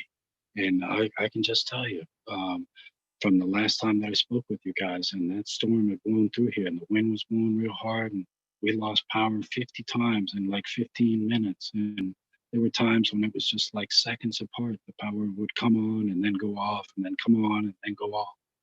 And this system held up, and it will retain its settings. So but it also knows, like I said, the scenario before, right? If the power went out before your lights were supposed to go off. And then that time went by when they're supposed to come, go off. And then you get power restored. What happens with the controller that you're using? Like, I don't know. I don't know what anybody else's controller. I would hope and I would suspect that it would work, that it would see that it's supposed to be off, and that so that it would turn itself off. Because I wouldn't think that you would want it to come back on until it's supposed to go off again at its normal time. That would mean that it would be on like another like 22 hours or something. Like if it went off 15 minutes before it's supposed to go off, lost power, and then it, it power got restored 2 hours later. So now you're 2 hours into a 24-hour period when it's supposed to be off. What happens when your controller, when your timers, well, you guys got timers hooked up to your lights? What happens when when that power gets restored? Does your timer know that it's supposed to go off in 15 minutes and then just goes off? Or does it stay on until it's supposed to go off, like, you know, 24 hours later when it was supposed to go off the day before? I don't know. But I've made this controller so that if it's supposed to be off, it's going to be off. And if it's supposed to be on when the power gets restored, then those lights come back on. So it's really reliable. And that's why I picked a PLC. That's what I got experience with. That's most of my living as a technician outside of the Navy has been working on plants that have that use a PLC. And so, and what's good about it, the fact that it's so reliable, that the things that you will be like, I don't know about these other controllers. I don't know. Maybe they cost half as much, but what happens the first time you get a bunch of power coming in and out and going off and on? Is that controller going to survive? And if it doesn't, then who's on the hook to have the cost of getting it replaced? You know, I can tell you that the things that will fail, and everything fails eventually, sensors fail. The PLC hopefully won't fail for, I don't know. I've worked in a plant that was around 50 years, and they transitioned to PLCs and they're still running today, So, um, but this, um, but the things on my system, the sensors, the most expensive part that you would ever have to replace would be a pH sensor, and that would cost you about $100, maybe a little bit more, 110 or something like that, with shipping. But that's it. Any one of the pumps that fail, or any one of the other little sensors, they're like 10, $15. So they're like nothing. I don't know what it would cost you if some of these other sensors using somebody else's control system, how much does their pump cost to replace? How much, I see these prices out there, but I don't see a, like, what does it cost for the whole system? That's what I don't ever see. It's almost like it's hidden. You got to dig around and then price it out yourself. Okay, well, I want this feature, so now it's going to cost me this. I got to add that in. Now I want this other feature, so I got to add that in. So and some of that stuff's hard to find, whether they even offer it, especially when it comes to the watering and the pH balancing. That's the one thing that definitely sets mine apart from anything else I've seen out there. And this thing's just about right there. And I'm real confident in it. It worked great when I went away on vacation. I came back, thing was running great. I didn't get any email alerts other than the ones that I was normally supposed to get, like when my lights come on, when my lights go off. That's another indication that you would know. You get an alert. So what's going on? And you get to set these alerts up for what you want. Got one for temperature, got one, you can set one up for humidity. It's all sorts of, water alarm, anything. I've got like 10 different settings in there, and you would have those same options available to you that you could set yourself in the program. It's very easy. All this is very easy. It's not hard at all.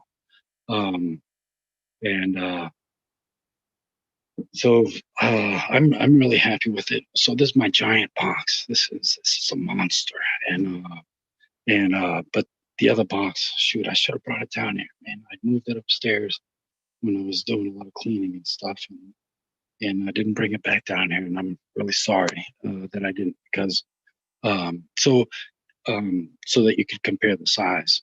So anyway, it even has a watering tank. So if you're far away, and let's just say you got some glitch in the system, and you can open up the valve and have it empty out in your testing tank, like right here. See how it says open valve testing tank? You just highlight that, put a 1 in there.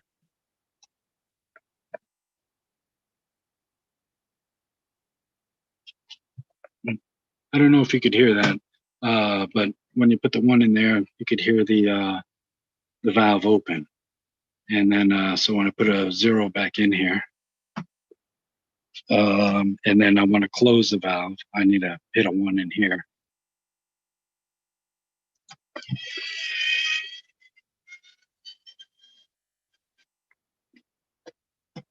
So, and then once it reaches its destination, the power to those valves stops. They don't use power all the time. That's another thing about some of the stuff I tried to get. I tried to think of, when I was looking at options, and I ran across these little valves, and I was like, oh, wow, that's really cool.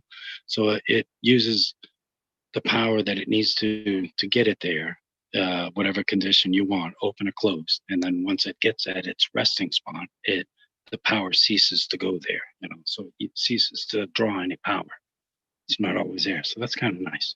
Wait, before I leave there, let me just make sure. Yeah, that's all 0. So I got to make sure everything's left the way I want it to be, so that when I come in here tomorrow morning, I don't have stuff going on that shouldn't be going on.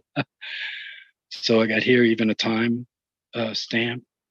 One thing I learned is that even time can drift on the clocks, from our phone to our system to everything. So anyway, so I got a way that you can punch in the proper time. Like if you find your time has drifted a little bit on from your real-time clock that's here and your phone, right? Then you can go to this reset time screen, and you can punch in the new time, like when it's going to kick around. You can watch your phone, and then you punch in whatever time you're looking at. Like right now, where the time last time I did it was at 5:46 in the morning. But let's just assume it's almost approaching that time. So you would just put when I would watch my phone, and when it clicked over to 5:46, I would just hit this write new time, and it would write that time into the PLC. So you'd have your time would be back spot on. CO2, so you put in your low and high limits here, and you set those so that you can get email alerts sent to you. And then you put in a range when you want the valve to open and close. So here you go. So you just set your set point, and then this is just like I said, in all these screens, whatever's green, you can't change. You can't do anything to it. It's just there for your information, just information. But when you touch one of these other screens, then it brings up a workable screen that you can punch into. So I could change my current set point for my CO2 had been 800, so I can raise it or lower it, depending on what I wanted to do. So, or what you do, it's really up to you. So I tried to make this so that it's whatever you want to do. So, and like I said, from any screen, just punch that main screen, brings it right back home. This is a screen I like to leave it on, because just come down, make sure everything's okay. I can take a quick look, make sure, see what's on, what's not running. So some of these things just pertains. I got these in here, like the no pH balance and the no ppm balance. That's just to let me know if I've left those switches off or on. I made those so that if you turn it on, it's going to stay on. Because I want you to have to go over there and manually shut it off. I wanted you to rely on it, doing it, because like for me, I just set them all, But I know that they're set because I can look on this main screen and see it green, and it'll say on when the watering event starts.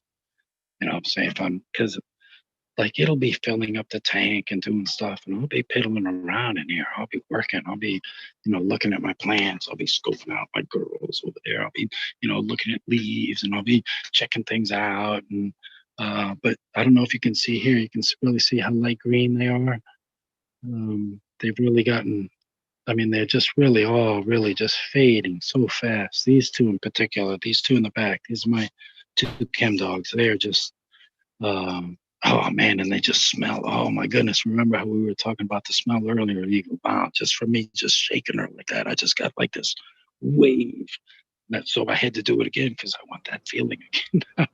I highly suggest popping off some of that brown stuff there. That brown stuff gets back into your buds, and then you can promote some bud rot there. Okay, all right, Eagle, I will. When the lights come on tomorrow morning, I'll spend some time in here and pull these things off. I sure will. I'll go through here and pull a lot of that dead stuff off. I won't just rely on it falling off. But look at how easy it just comes right off. So yeah, yeah, I will. So I know I'm getting real close. These girls are getting real close for me. Um and over here I wanted to show you guys this too. This is another thing I use. So underneath my pots, oh look, I got a little did you see him? He's a good guy. Boy, my wife gets all freaked out when she sees those little guys. They're like little centipedes. They're a cousin. And they're real good. They're good guys. They eat bad guys. I like to see them in my garden. And anyway, this is a Lazy Susan. I bought this off Amazon. It's a 12-inch Lazy Susan. So I put my catch tray on top of it. I put my pot on here. Put some stones in here. And I put my pot on it. And my 5-gallon pots. And then my plan is I'm going to get the stakes in there. And then I'll be able to rotate my pot, so that the light will hit different parts of my plant. Like I want to rotate it maybe once a day, like a quarter turn or something, and just see what effect that might have. I'm gonna come back in here and sit down, take some weight off. Yeah, I'm really happy. Yeah, I never thought I'd be here.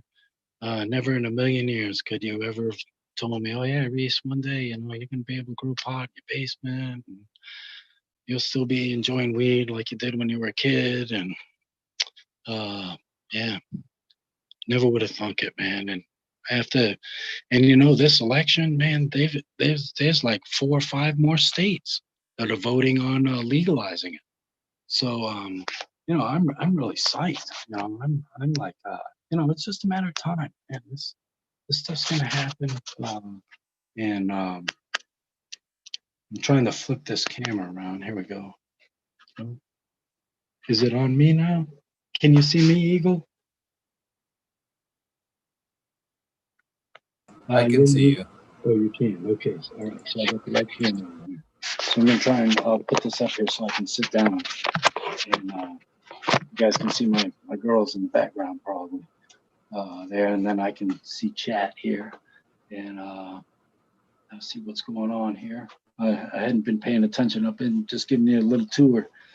So with my system, there's a lot of wires. You got sensors going everywhere.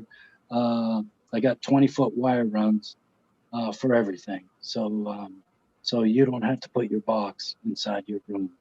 I wanted to make sure that you can hang it outside your tent.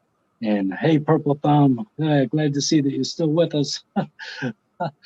And everybody, the American one, Indra, we got Gromies, we got Brittany, we got Chiba Man, we got Weedus, we got Mo Vision, Rosies. It's just good to see everybody, man. And I just love this community, man. And I'm very happy to be here, G3. And I see all you guys all the time in chat. And I appreciate all the information you give out. I just really do. You just don't know how much easier you've made it for guys like me. I mean, I'm just glad I'm not. Um, I mean, it just wasn't my time then. Like it was your guys' time. It was the guys that were back then. I feel like things just happen. They just don't happen. Things do happen, but not everything's just by accident. And it wasn't my time back then to be growing. I was a wonderful user. I had great times, and up except for that little 8-inch stint in the Navy where I only smoked 3 times. Um, I enjoyed smoking all of my life, and I always worked at a job where I could get away with smoking it. Hey, Modern Generics, good to see you, man, and it's good to see you, Dreamer 77. Yeah, so but you guys, it was your time, and it was your time, Ego. It was guys like Saab, it was, other guys, and some of the stuff I'm able to see, like the first guy I ever came across, and he's not on there anymore, is a Grateful Grower, and he had a skull for his on a coffee mug. That was his with a joint, I think, lit on the outside. So cool. And I used to like watching his podcasts, and he grew out of Washington State, and but even by the time I started watching him, he was right at the end of leaving. He was going to Colorado to start a new life and trying subsistence farming in 40 acres he bought somewhere. And so that was it. I never, I always check back on the channel, see if maybe some new content might be posted, but no, he's gone, I think. Uh, but my time's now. So I'm gobbling up all the information I get. So I'm in a position now where I get to grow. And I get to enjoy this plant, but just not consuming it. Like I said, when I used to get weed, the first thing we do is put it out on an album cover and scrape out all the seeds and the stems, and we'd get rid of that stuff because we'd consider that trash. We just wanted to smoke. Back then, because we weren't in a position. I wasn't anyway, and in my any of the guys I really hung with, we knew, we would have a friend that could get us the stuff, and that's it. And you wouldn't even know what you would get most of the time. It's not like you got a choice to sniff it out first. You just give your friend the money, and then he'd come back with it, and that was it. So that's what you got. And a lot of times you get that brick weed that's all pressed together, pulling it all apart. But I got some decent stuff too at times, man. I got some tie sticks. Never seen that again. It was actually the string, had to unwind the string, and it's real tightly packed, real densely packed stuff, and it was on 2 sticks.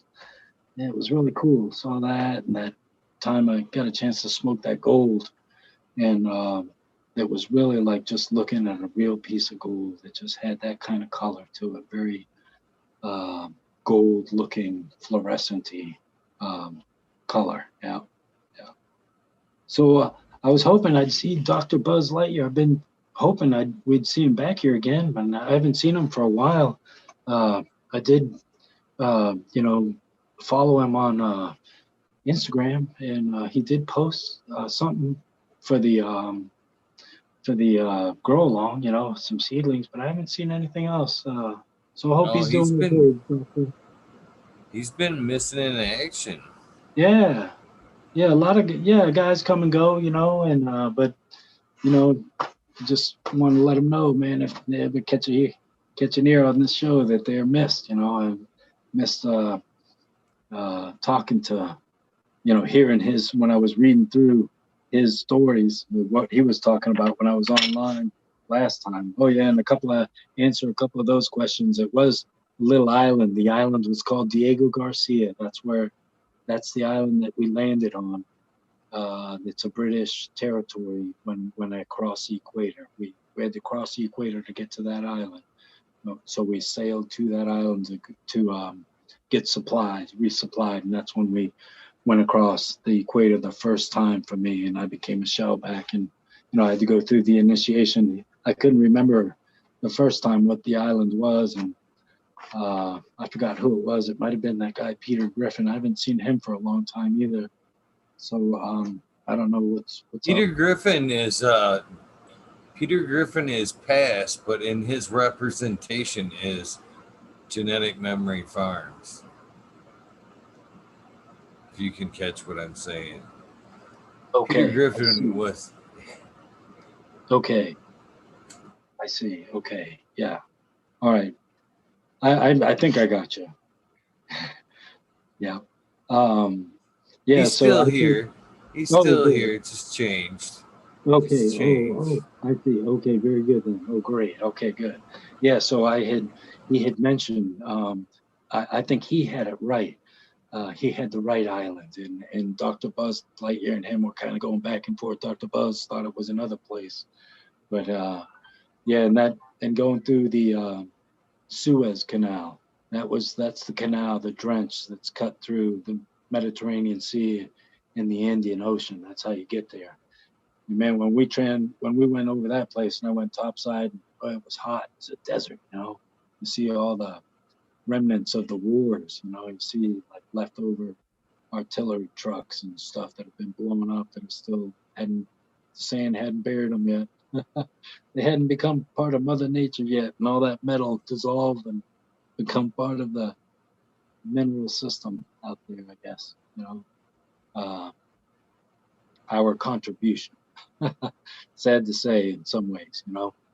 Um, but yeah, I wanted to share one of the story in particular about when I was in the Navy that I really enjoyed, and that was we we had been underway for a while and we hadn't pulled in anywhere, and then we finally got told that we were going to be going to Singapore, and so Singapore, a very clean city. I got to give it. Where everywhere we were told, don't you even spit on the sidewalk, or you could get caned.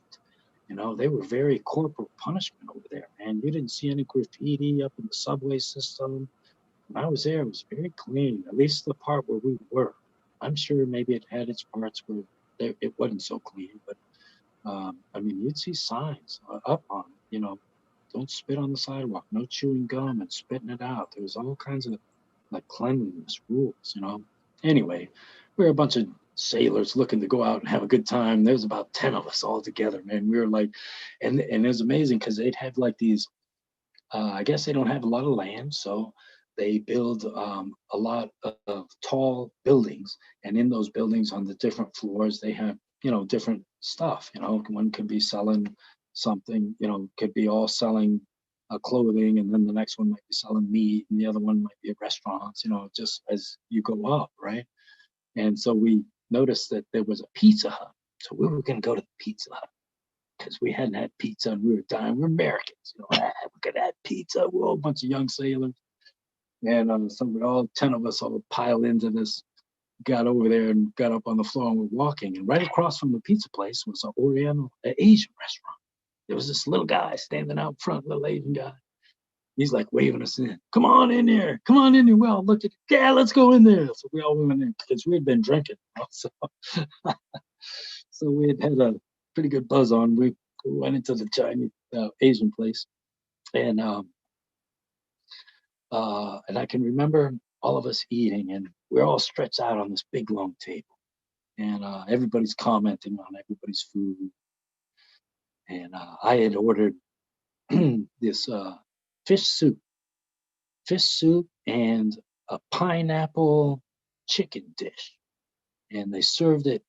The pineapple was like hollowed out, and then you got chunks of pineapple with chicken in there, and it was all marinated and kind of hot. It was good. It's really tasty. I hope it was chicken. Who knows? But anyway, I'll say it was chicken. And I was in Singapore, and anyway, it was really good. Whatever it was delicious. Then I got the fish soup, and I'm eating this soup, right? I'm eating these round things. I don't know what they are. They don't have any flavor. Just plain. Eating about 5 of them, stabbing them with my fork, stuffing it in. Down. Finally, one of the guys looks over at me and says, "Reese, what are you eating over there? What is that?" I said, "I don't know. Is it part of my fish soup?" He says, "Take a good look at it." It was an eyeball, or eyeballs. So they were fish eyeballs. They were pretty big too, because they're about the size of a marble. And, but they were plain. They didn't have any taste, so I didn't eat any more. So that was my.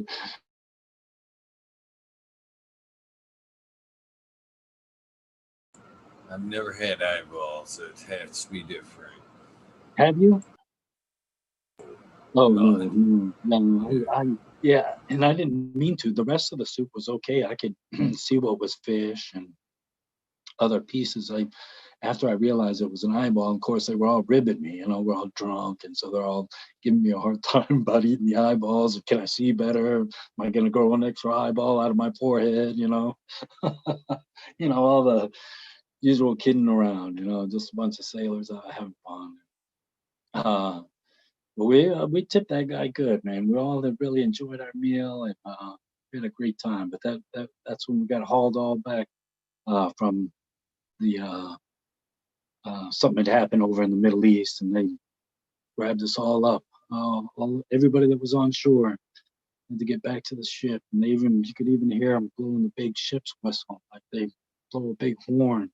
And if you're ever out and you hear that horn, you're supposed to try and get back to the ship as quick as you can. And we pulled everybody out. We saw the MPs were the ones that saw us, told us to get back to the ship. And we were on the way early that early that morning, probably. And we're supposed to be there 4 or 5 days, but I think we were only there 2 days because they'd kidnapped some colonel over in the Middle East. It was one with this whole kidnapping in Iraq shit. Iran. It's Iran that did it. That all that started, at least when I was in.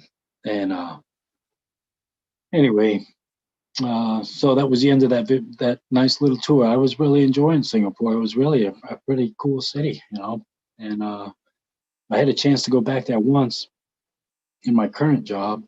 When I first got hired, I was hired in as a service engineer, and I would go around installing all these machines and getting the customers up to snuff on how to run them and everything. But you spend a lot of time away, man, and that's how it was when I was in the Navy. That's kind of what bummed me out about being in the Navy. It was always being gone. It's like you miss birthdays, anniversaries. You're gone long enough. You're like, man, you're lucky the chaplain would let you go to the chaplain's office on the ship, so you'd have some privacy and you could take a VCR tape that maybe your wife sent you. You could watch it in private, especially if it had a note on it that said, "Don't watch this with the rest of the guys." so, so you're gone 6 or 8 months, and we're getting mail fairly regular. That's one thing I got to keep. They keep you going by trying to provide you a little taste of home, at least with letters and stuff. If you got, my wife was always good about sending me stuff, always letters, little short video clips and stuff. The kids, it's great. So made it a little bit easier. But in the end, when it came time to re-up, weighed heavy on my decision was the time I spent away, and I just decided that I wasn't, I just needed to get out, and it was just better. In retrospect, I just regret not joining the reserves and just staying in the reserves. Then I would have just on one weekend a month and a couple of weekends out of the summer, and it would have still earned points towards my retirement, towards my 20 year. So I don't have that because I've stayed 20. So, uh, but I got some great experiences, and I do have some limited benefits. So I take advantage of those when I have to, and uh, which mostly are the medical. So if I ever get into any kind of serious trouble, I know I can. Well, the only hope I have is the VA. So thank goodness it's gotten better. That's all I can say is thank goodness they give people the right to try different drugs, and those kind of bills have been signed here during this last administration that at least has made that a little bit easier for guys like me who have to rely on things. And now since I've had that heart attack scare, I'm on that blood thinning lisinopril. I'm probably going to have to be on that for the rest of my life, And um, but I don't know. I'm just getting started on my RSO journey. And remember how I told you guys, man, the gummies don't seem to affect me, and I've been filling up them triple lot big side pills with my RSO and taking them at night. And I wake up in the morning and I can fully function and stuff, and I'm okay to go to work, but I have no pain. And well, let me tell you, man, I took one of them pills. I took one of them pills before I went to work one day because I forgot to take it the night before. And what I quickly realized is that I have a tolerance because gummies and stuff like that don't touch me. That's a waste of my money. Yeah, you got to tell me that you put some serious shit in there, and then it'll affect me and I can enjoy it. And so that's what happened with this RSO. I've been taking it at night and sleeping through probably most of the real psycho effects, so that when I woke up, I was still medically, the pain in my lower back and hips were gone. That was still gone because that pill lasted 24 hours, but I wasn't feeling like real high. But then it came that day, and I remembered, oh shit, I forgot to take my pill. I'll go grab one. And so I took it, not even thinking. Man, like 2 hours in, I was like, oh shit, what's going on? I'm like, oh, wow, wow, it's really weird how it hit me. I was like, oh, now I know. I, I can be hit. I can be touched. And I was, and it was enjoyable. And got me through the day. I won't be doing that again. I can't be doing that at my work. That's the only time I don't get high is when I go to work. I can get high before, I can get high after, but I don't get high while I'm there. I could if I wanted to. I don't think my boss would give me a lot of shit, but I don't. I'll keep it cool, and I'm okay. I'm okay with that schedule. I'm good with it. So yeah, I got touched with some RSO, and but I like making it, and I'm boy, really burning up that extract craft I got. I use it quite a bit, and I got to figure out some way to get all the alcohol out of the the leaf material, like, because it doesn't all come out. Like some of that stuff when it's dry enough gets soaked into the leaf, and so you're losing some of your alcohol from that. So I guess I could try pressing it or something, somehow, maybe, and I could get Garlic some. press, Yeah, like what'd you fruit call it? presses, like a garlic press or like a fruit press. Okay. Them ones are squeeze. Yes, that's exactly what I was envisioning. Something just like that. Yes. Yeah, I'll have to do that because that Everclear adds up after a while. It's 190 proof, and I don't know if I can. Anybody in chat that knows that has something else that's cheaper to use, and write it out there in chat, because I'll be watching this thing again, and I'd like to. If I could find something cheaper, I'd like to. And I even thought about looking into building a little still and making my own mash. I thought, man, if I could make the mash, I wouldn't be making it to drink. I'd be making it so I could strip my weed. But I don't know. There's a lot of things I would like to do. That I would like a herbs now dryer. I would love to get one of those. And if that guy doesn't come back online soon and start selling those, I may just have to buy a regular one and modify it so that I can use it for my weed so it won't dry. It just seems like the key is that you just don't want it to dry too quick. And a lot of the newer ones that I see on Amazon, you can tell that they're the kind for food, so they'll dry too fast. So I'm sure the key, just like in our gardens, when you hang up your plant, you want it to dry slow and have a nice even cure. So just because I like to piddle around, and I like to, that just if I wasn't worth, if I was already retired, then I already told my wife I could be juggling like 3 different projects I would love to be doing right now, you know, and just because I like DIY, I like doing stuff like that. Not because I'm just cheap, I mean, money always has some factor, but I'm willing to spend the money on something that I really want, that I know is worth it. I'm not cheap in that respect.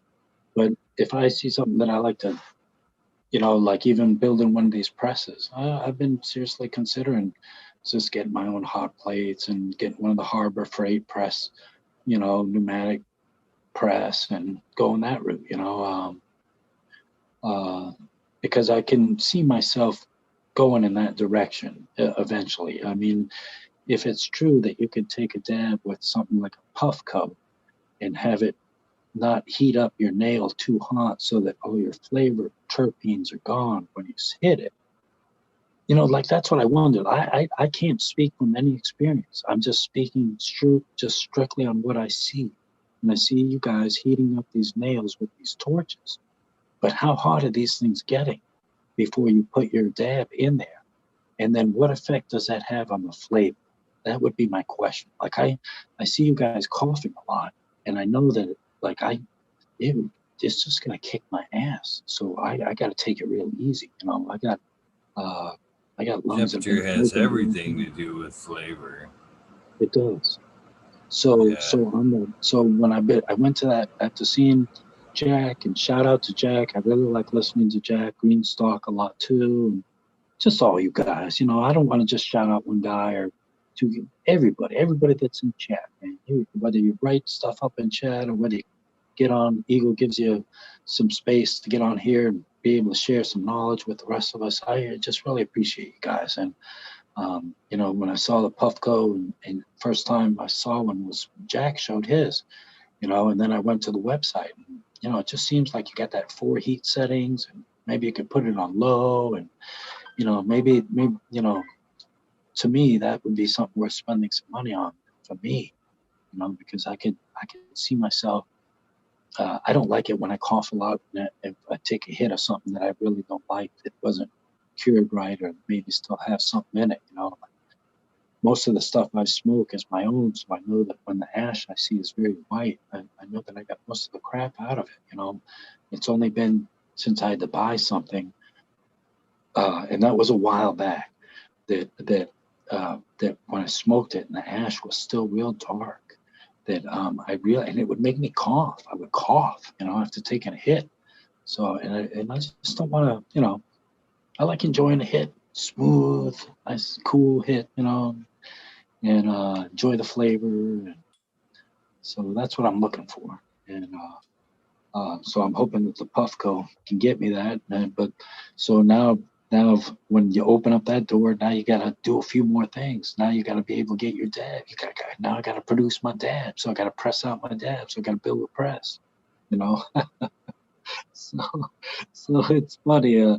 It can all feed on itself for DIY guy doing stuff. Just,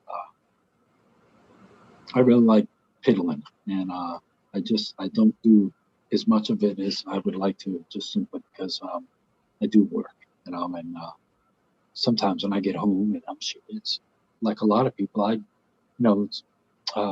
wish I had that job. That's that job that you look forward to going to, and it's just, oh yeah, man, I can't wake up in the morning, go to my work. I don't hate my job like it's the end of the world, but it's a job, and but it helps pay the bills, and I'm got to take care of my family, and so I appreciate having that job, and I like being at this company. The last 9 years have been a lot of fun. Met a lot of, got a lot of good relationships there with a lot of different people. I've worked in almost every aspect of that place, and so I pretty much, and it's such a small company, and we always used to have get-togethers and stuff, so you all pretty much know each other anyway. It's just since this COVID stuff, we've kind of been separated, and we have to stay in our designated work areas. We still, we have to wear a mask when you go to work. So I participate in all that because I have to, not because I believe, I, anyway, something else. Got to wear the mask. I just do it because I have to. And, I do believe it helps prevent the thing. I take over-the-counter vitamin D3 and zinc. And if you just take those two things, that can prevent you from getting the COVID virus up to 50%. A study came out in Israel. And zinc helps prevent the virus, any virus, from replicating itself in your body. So that helps break that cycle. So at best, I'm in that category where I would have to watch out. And yet I still kind of feel like to be in lockdown, to be separated, to have to live life like, say, we've kind of had to live the last 3 months, that's just not for me, man. I, you know, we've had to deal and live with a lot of things in our lives. And this is just one of those things. And that's just a category I put it in. So I go to work, got to wear a mask, I wear a mask. Go to the grocery store, got to wear a mask, I'll wear a mask. Got to walk around downtown, got to wear a mask. I won't wear my mask if I'm not around anybody else. I'll have it around my neck. And if I'm going to pass somebody on the sidewalk, I'll lift it up and I'll put it over. But I don't like breathing through that thing. I breathe through it all day long.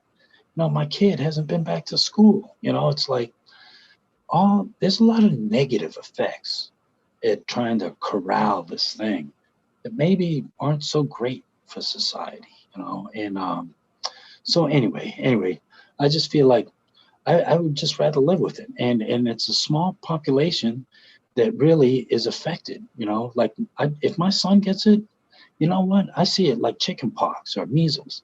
He'll get it. He'll get over it because he's young and healthy. And, and, and then he'll be immune for life. You know, I'm the one. I'm in the age bracket that you got to watch out. You young guys still okay, unless you got some, some, if you got a bad heart or something like that, then this won't be so great to get COVID-19. But I don't know. I just think that like we're right on the cusp of coming out with some really good stuff, either a vaccine or something that can spread it out and get that herd immunity going, get everybody. We'll wipe this stuff out. Just got to remember where it came from. Uh, and I think it just says a lot about relationships, and even in the grand scheme of thing in world countrywide, like just the way they acted, just the way they did that. And then threatening to withhold medical supplies and stuff because it's all made over there. It's like we used to make all that stuff here, but over the last 40 years or so, 700,000 manufacturing jobs gone. China, Mexico, other places. That's what happens when you open up the states, and you got to live with those consequences. So anyway, here we are today. Now we got this virus, and this fuck the virus, I don't think it's good to keep everybody home. But getting back on RSO, I want to say something too about RSO. My wife, my son was going over to his buddy's house, and they were going to paint his clubhouse in the backyard. This is just like a couple weeks ago before the cold snap arrived up here. And she made my son wear shoes, his old shoes, but they're kind of too small, but he didn't complain about getting into them. And he walked over there. It's a pretty good little walk. And I guess painted in them all day. And when he got home, he was limping all the way home. And he kept telling my wife, my heel really hurts. It hurts real bad. And, and she was busy doing some stuff. And you know how you get busy and you kind of try, you put things on the back. Yeah. You do that. Yeah. I know. Okay. But then finally when she looked at it, she's like, Vaughn, why didn't you tell me it was that bad? It was like the skin had been worn away on the back of his heel, that part that touches the back of your shoe, not on the bottom on your foot, but on the back of the heel where your Achilles tendon runs, that part. And it was so deep, the skin was gone so deep, all you could see was the bright red in there, bright red. And he went to bed, he was limping, hurting all day long about it. My wife puts a Band-Aid on it, some vitamin D. He was limping, hurting real bad. And he went to bed. He was asleep. And I told my wife, I said, I've got some RSO oil left over on the bottom of my crucible. I want you to go get me a Band-Aid. And so she did. She went and got me a Band-Aid. And I warmed it up because it was gotten pretty solidified. it got cool.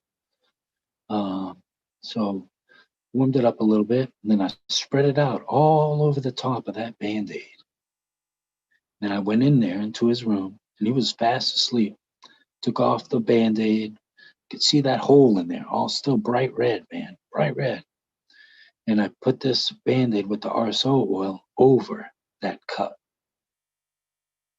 The next morning, I was watching him walk out to us in the living room. I was watching his face. No limp. He's walking out to us with no limp at all. And then I call out to him and I say, "Hey, how's your foot?" And he gets like a look on his face like, "Oh yeah, that's right. My foot's supposed to be hurting like crazy." His foot wasn't hurting him. He even took his other foot and used his foot to hit that spot to see if there was any pain there. Gone, pain free, right? The healing process already beginning. My little test, I wanted to, I wasn't going to let him take it off. I wanted to have him leave it on there for a week, but he was going to spend the night over at some people's house, some friends of ours, and they were going to go to a pool to go swimming. So the Band-Aid I knew was going to come off, but it had been on there about somewhere probably in the neighborhood of 18 to 22 hours. So I know it had done some good. And when he got back the next day, he didn't complain. It was all white, it was already starting to rebuild itself. And I had read that if you put RSO oil on like even a 3rd degree burn, that it'll help prevent the scarring from a burn that you would get if you didn't put any RSO oil on it at all. And it's hard to imagine because it is kind of sticky that maybe applying it might be painful on a burn like that. But I don't know.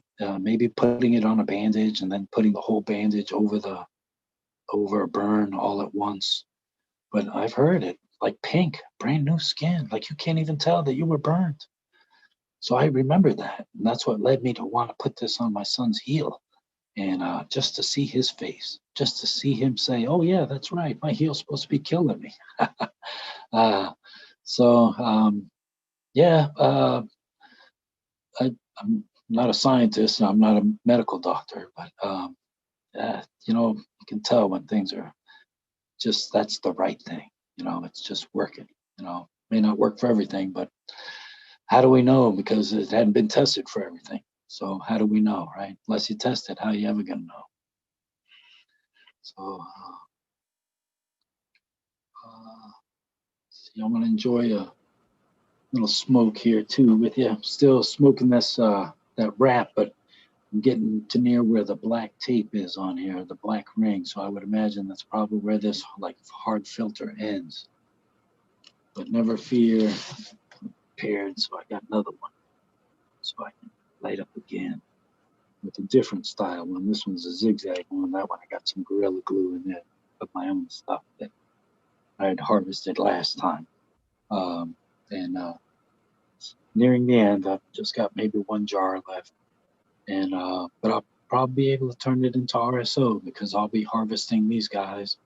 And I like having fresh stuff. I don't know. I guess there's probably some connoisseurs out there, and maybe if I left some in a jar long enough for a long period of time, I'd see what they're talking about. But I don't know, Eagle. What are your thoughts on that? Curing and length of time. Do you like your stuff fresh? I mean, I like as soon as I get mine cured up and it's dry enough to smoke and put through my grinder, I'll start hitting on my bong and rolling up joints. Well, be honest with you, I've never never long-term cured myself. I run a perpetual harvest. I harvest every month, so it's smaller batches, so no necessarily need for a long-term cure because of the bigger batches. My patients or I don't prefer a dry, crumbly bud, more fresh. So, and it goes fast. The patients, as fast as I can harvest it, uh, have it gone. So it's like, what is a cure? Cure is fast enough to get it to them. Right. Yeah. Yes. And I honestly don't think they'd have it any other way. Sure. Yeah, I like that's why I like smoking mine. I'm sure there's a lot of people like us out there, have that same thought process, and the cure, like that cure, not a long cure. And yeah, I'd like to one day. I'd like to be able to be doing, providing more for people. I want to bring my son down here. Like he knows what it is. I have a mask, right? I have a mask that guy gave me. Uh, uh, Blake Roderick, the guy that I went over to his house. He also gave me a mask because I told him I had to wear one at work, and it had a little green American flag over here, and then imposed on top of that was one pot leaf. So I wore it into the bedroom. I was curious to see what my son might say when he saw me wearing it. And when he first saw it, I just quickly went in and out of the room. And I heard him say, "Hey, wait, come back in here. Come back, wait, come back." Like he knew what he saw, but he wanted to be sure that he saw what he did see, So when I went back in there, I had it turned inside out so it didn't show through. And I said, "What? What? What?" So just playing with him, And so then I leave again, then I turn around and I come back in. And he says, "I know what that is." He says, "That's a pot leaf." So I know that he's already at that age, I know where I was at that age. He's there. Not that I want him smoking. I don't want him smoking. I would want him to wait till he's, I don't know, 20 at least, maybe, before he started, I would hope. But and I'm not going to encourage it. And maybe he'll never smoke, and that would be fine with me too. It wouldn't matter to me. I've got 3 daughters and a son, and only 2 of them smoke out of the 4. My oldest daughter and my son smoke, but my other 2 daughters, they don't smoke. So, and I don't care. It doesn't matter, and they don't care that I smoke. But I just want to, I want to give my son an education. All he's going to hear on the other will be from the other side, because unfortunately, not everybody has come around today. And so I'm sure that a lot of the stuff he's hearing is a lot of negative stuff, And just like when my kids come over, my older kids, they don't come over a lot, but when they do, they're involved in their own lives and stuff. But when they do, I like to bring them down to the garden to let them see what's going on. Look, this is what a bud looks like. This is what you should be smelling when you look for good weed. I want to encourage them, and I give the ones that smoke, I give them something to take home. Always give them stuff. So, and anyway, for my youngest son, now that he's at that age where he already knows, before he gets a real negative perspective on cannabis, I want to make sure I give him a positive perspective, and the good stuff, like cancer and healing properties, and even the psycho effect that people enjoy from just getting high, is medicinal. A lot of people, if they're feeling stressed and stuff and they don't know what's, just taking a couple of hits, it's all you need sometimes, and so I just want to share that with him, and so that I feel like he will have an educated view, instead of just a one-sided view. You just take things, whatever it is, just at one-sided, and don't ever really look around a little bit. Sometimes you got to dig through some fog to get through what's really going on out there. It's just to get a fair perspective on things, and so I want to give him that. And this is going to give this plant, this does a lot of good for a lot of people, and I firmly believe that. And anybody I hear that has cancer, I always try and reach out. Ever heard of RSO oil? And I got a couple of YouTube videos that I've liked and I've put away in my library. I hope they never get deleted out because they're hard to find now. I go to that Rick Simpson oil testimonials now when I type that in, and there's just all kinds of stuff on there now, and I don't know. I don't watch every one, and I don't know how good all of them are. these two just really made an impact on me when I had run across them. And I'd watched lots before I finally decided that these two just I really wanted to save. Um, so I always try and save them because they were both stage 4. So these are people that were at the end of their rope, and pretty much conventional medicine had failed them, and but RSO didn't. So those are the two I like to share around, and I like to show those. I'm glad I can get YouTube on my TV. You know, like when my dad comes down, I was able to show him those 2 videos, you know, and show him. You know, my dad's pretty open-minded for being his age, you know, 88. And, you know, a lot of people his age, I just, you know, just can't talk to him about cannabis. But I think that there's a lot of people maybe in that age group that you can, you know, and I know I'm just thankful my dad is one of those. My mother would not be one of those. You know, she's like at the opposite end. You know? But my dad, he's, you know, he could see the value in these stories. I told him these 2 people weren't the only ones, you know, there were others, you know, online. You know? So yeah, so it's nice. Enjoy another one. I'm gonna smoke a little bit more tonight. I even got some water down here. Got some pineapple juice. I thought about bringing out a real cold. I like a real cold Heinekens. Like my wife, when if it's a real nice sunny day, I don't have much of a yard. I live like right downtown from the city. It's nice. Like if you like going to downtown and being near downtown, visiting the shops and being close to all of that, then my house is really a nice little house to be at. You know, and my duplex. But me, I kind of like being out away from people. Not that I don't like people, I do. But for me, I like having space. You know, I like doing stuff. And uh, um, anyway, so what we enjoy is we have a porch, and we're up on the 2nd floor. In the summertime, she'll get me a nice cold beer. I like drinking the Heinekens. I'm real weird when it comes to alcohol, and I can't just go out and try alcohol because I have to stick with what I know, and I have to be very careful because I can induce migraines when I drink alcohol. It doesn't seem to happen when I smoke.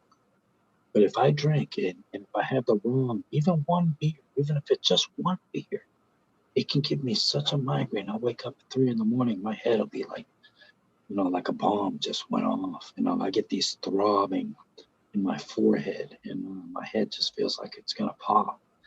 And the only thing I can do is I just take plenty of Advil, maybe take a couple of hits, and then I'll lay back down. And I have to sleep. I have to sleep. I can't function through it. It's a non-function for me. I just can't do it. So I don't get them very often. But I found the trigger seems to be alcohol. So I found that if I drink, but sometimes I can drink 6 beers and I don't have a problem at all.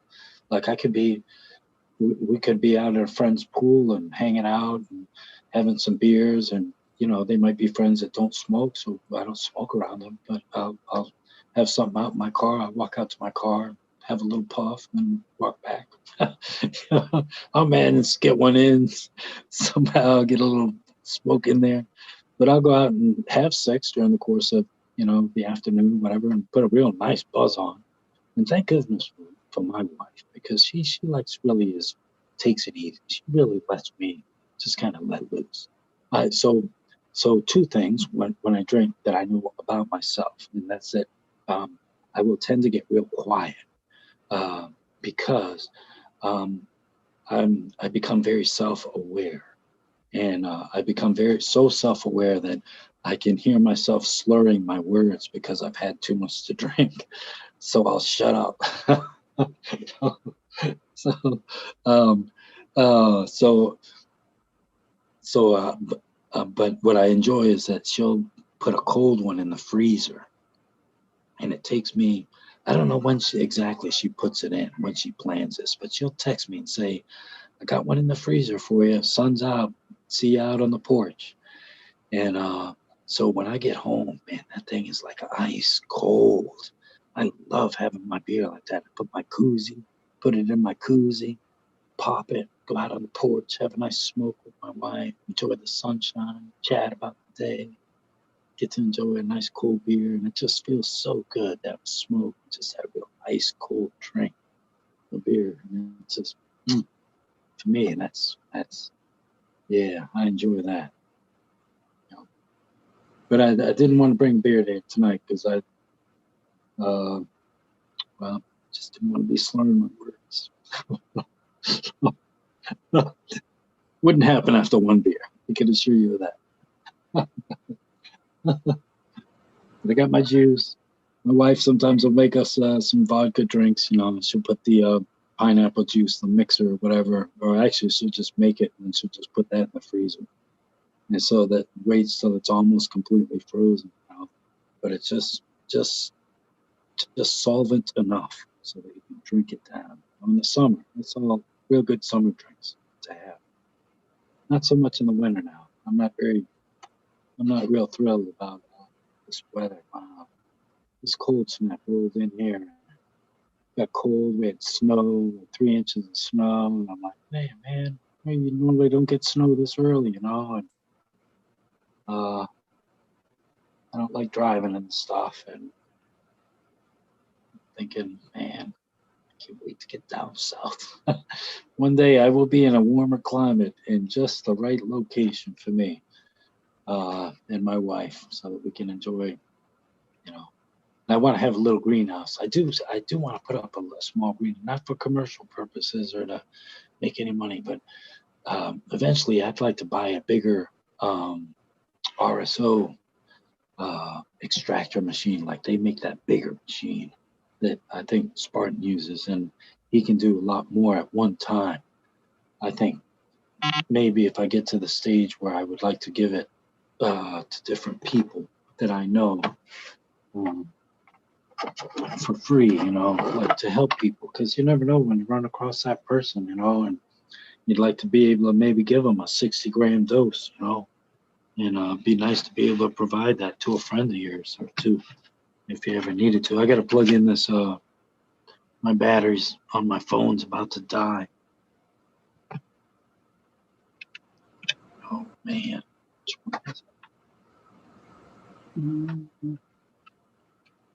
Go. All right. There's power here. Got that little warning. Usually I disregard all that stuff before it's so. All right, I'm golden now.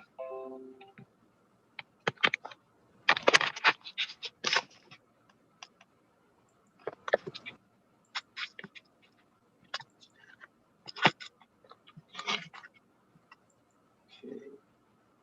Little girls, yeah.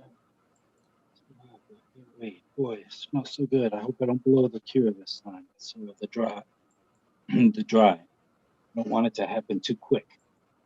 You know, gotta make sure I keep my temperatures in check and my humidity in check. That's the one that got me that time when I ended up in the hospital. That humidity spiked too much, and I didn't check the long range forecast, but if it's going to stay at this temperature like it is now, say for even a week or two, I hope, depending on how much time I give these girls before they get the chop, then the humidity shouldn't be a problem at all. Like the humidity normally in the wintertime here can be in the 50s, you know, middle to upper 50s. So that's pretty good. You know, that's where I would like it to be. And then I can use a heater if I needed to, but even the temperature, as long as it's not too cold, it'll remain in the 60s somewhere. Like I've got a couple of monitors here that I got, you know, these little thermal pros, so I can look, send it upstairs to my apartment where I'm living and see what's going on. And I've even been playing the Beethoven for my girls on my Alexa. That's awesome.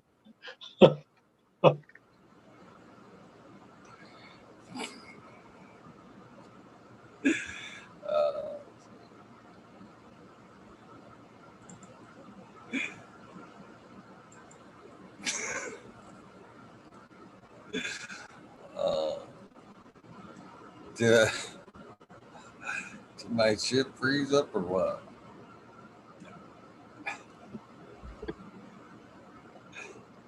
There we go. Froze up there for a second. I know. Was that me or you?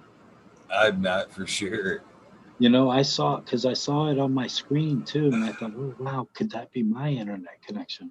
But I'm looking at my battery. I'm still good on my laptop, and now that I got my phone plugged in, like around the corner there for my system to be working, I've got it all. I've got just a little network hub, little four port hub, and the port that's the access point goes to a Wi-Fi extender that's in my basement. So that's how I hook up to my Wi-Fi in my house, and that's how I have Wi-Fi down here in the basement.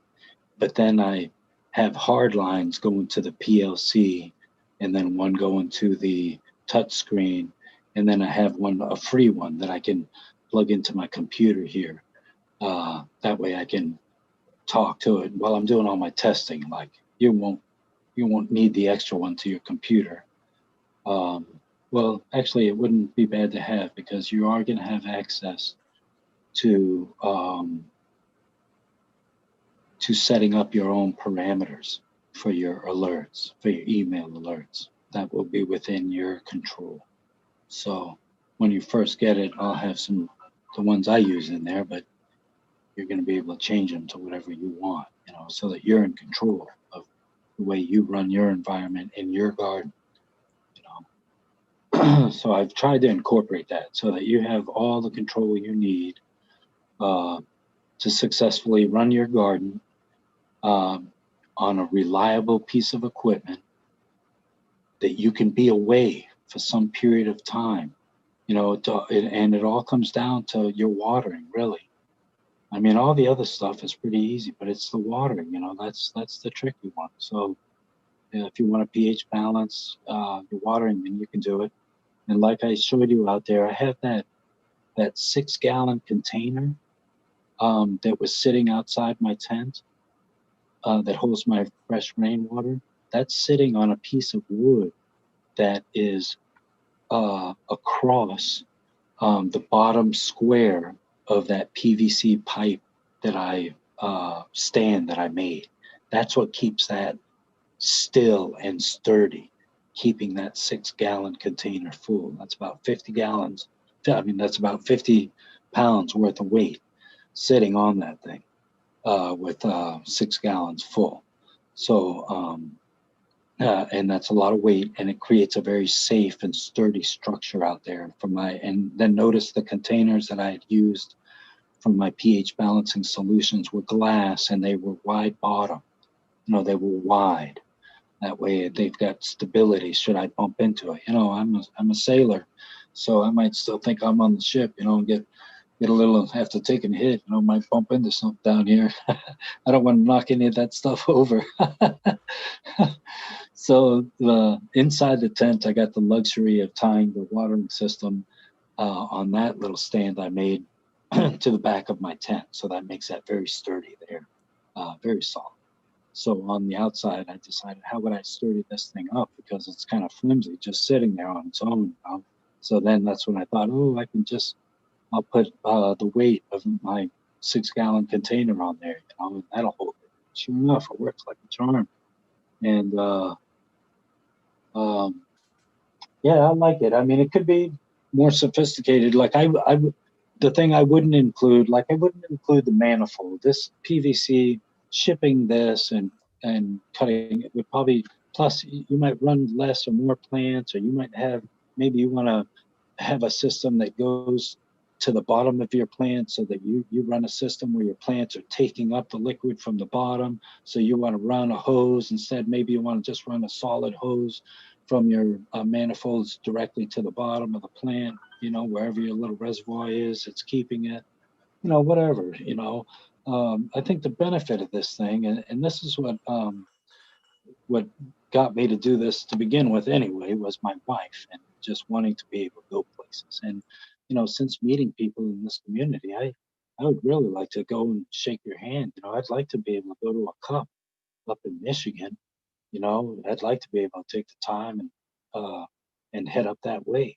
And that's not that far. And a plane ticket to flying to Detroit's not that bad. And I can rent a car and we could see cousin Steve at the same time. And he's just right there in Ohio. So, it could really work out, and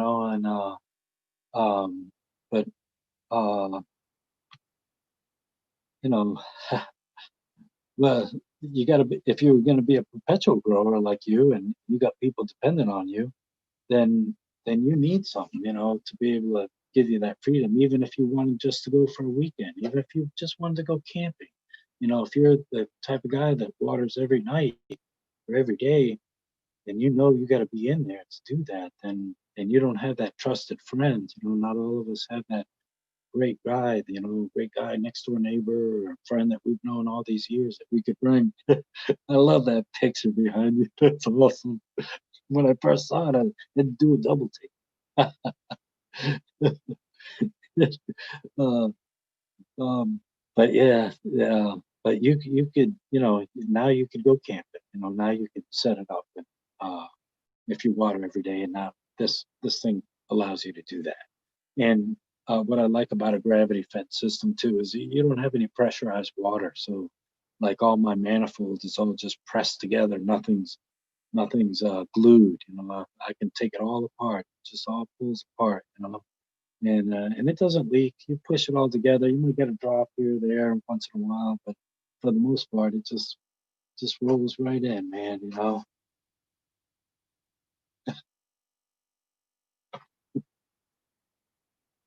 So I see we still got quite a few people in chat. It's hopping. Chat's hopping as usual. If anybody's got any questions, feel free.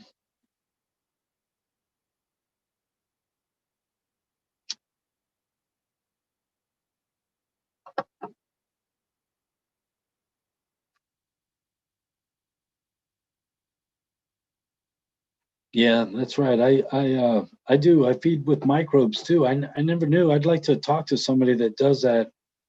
Has used microbes. I just started using them. Since discovering the Dude Grow show, and then I watched somewhere else where I'd learned about EM1, and so I just started using them, and I was alternating them once a week in my garden. But until I actually threw them in my system, I didn't realize how far off they were throwing the pH. So, but maybe it doesn't do anything. Maybe if you didn't pH it, it wouldn't matter. Like I said, I don't pH my rainwater. I just use my rainwater. And on the other side of my uh, basement, I got a 55-gallon drum. But you could hook up anything like as your I call it like my reservoir tank. That's what feeds my 6-gallon container. So the bigger tank you got out there, the longer you could be away.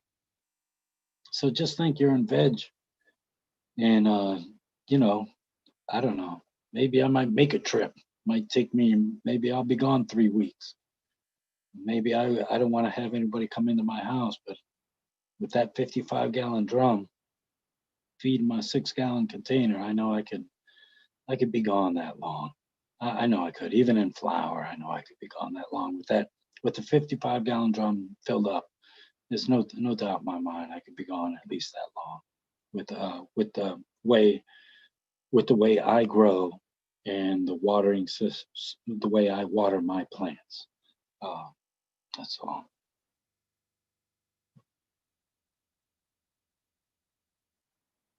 No, I see you, Chiba. I see you, brother. My system, well, I don't have a price yet, and I'm still trying to get the best price I can offer out there, because the PLC isn't cheap. That's the most expensive part of my system, is buying that, and it's not just the PLC itself. I've got to buy the right type of cards that talk to the sensors, and those that cost money, and then you need input output cards, and so. Uh, but that's the part of the system that should last you a lifetime. That's one of these things. If you could ever buy stuff that was built in in the late 1800s, early 1900s, no matter what it is, a motor, any kind of generator, whatever, if you could buy something that old, buy it and keep it, because when they built things back then, they built them to last forever, not something that's going to deteriorate and die. And these PLCs, I just know from working around them. Like I said, I after the Navy, I worked as in manufacturing plants. That's where I went to work, and most of the time I was at oil refiner, FINA Oil and Chemical Refinery. And then after that, I went to a refuge energy company up in Millbury, Mass. And so that's been pretty much my history. And so I've worked around PLCs. I've seen the transition when I went to school uh, for to get a degree in instrumentation, which is like electromechanical. It's measurements. It's measuring processes,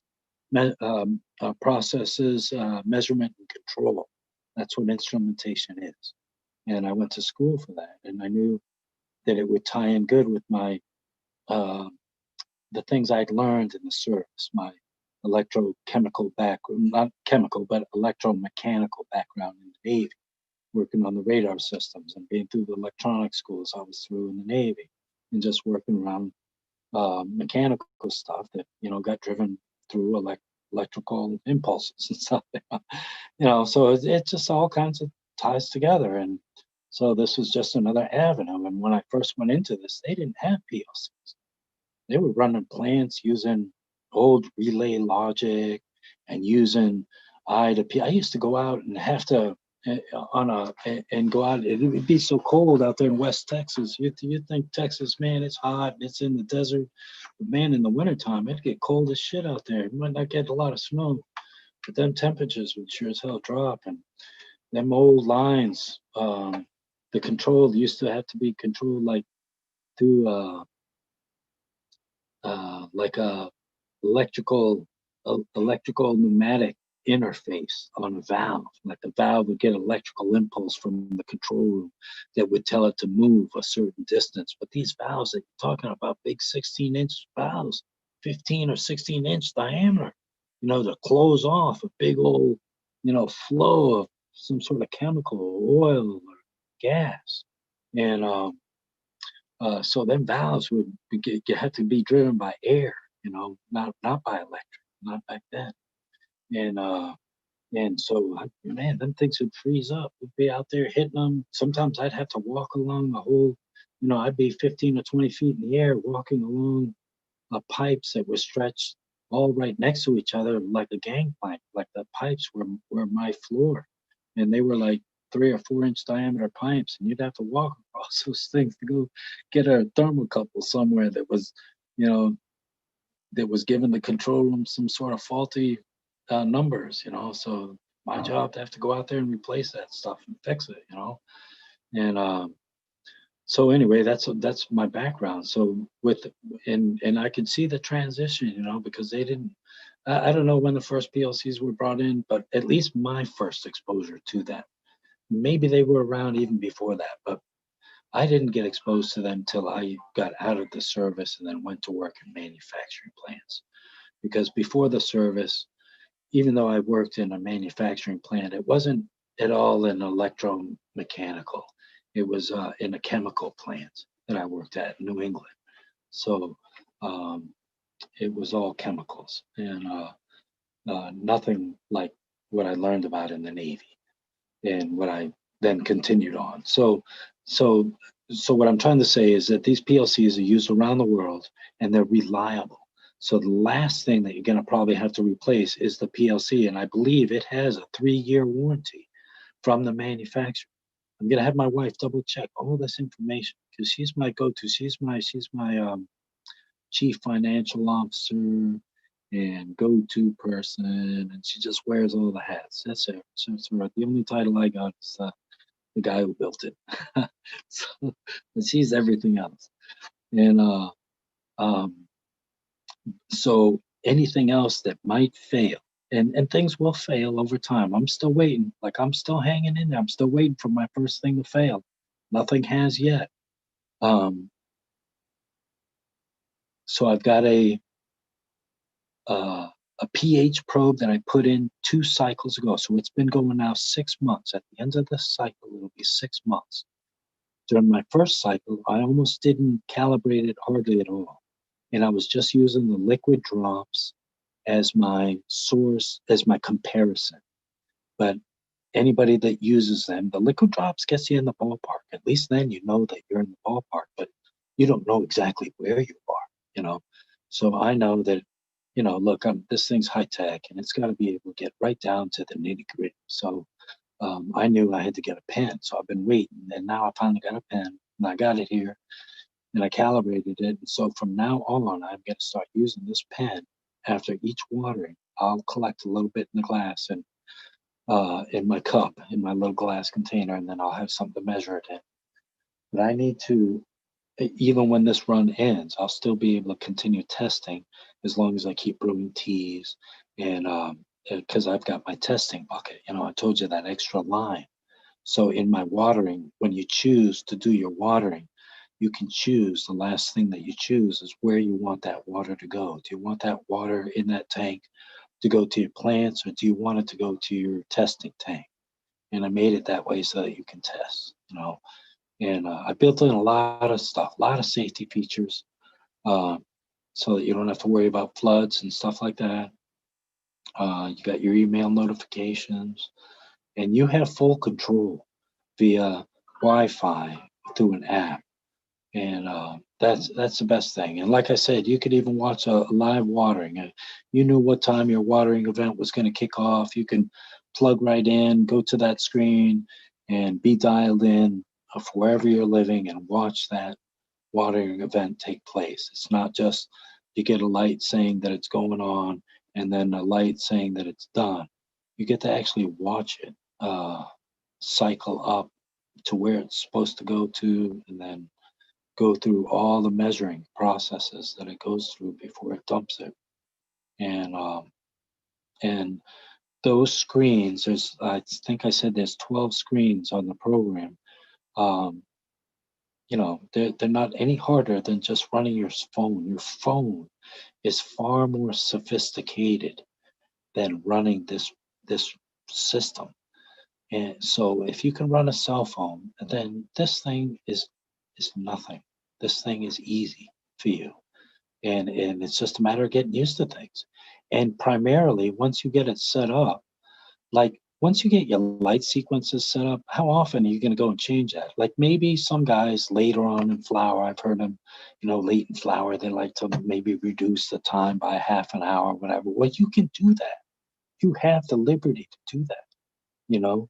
But if you don't, like most of those things are all just going to run for you the whole cycle, you know. So like it's mostly the watering. I find that that's the babysitting, you know, that's the because I just know the lights are gonna, you know, they're gonna come on and off when they're supposed to, as long as I don't have a loss of power. And the only other thing I could recommend is if you had any kind of control system, and even if you don't have a control system, is that you have a backup generator.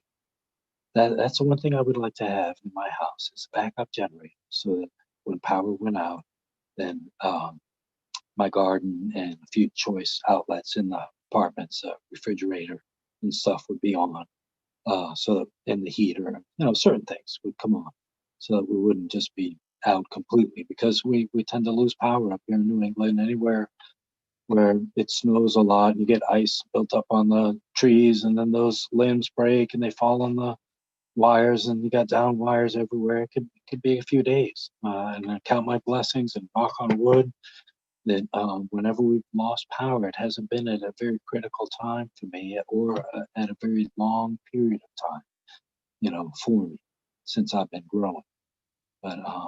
But it can happen, you know, and so it's a real stable system, and you know, right up here,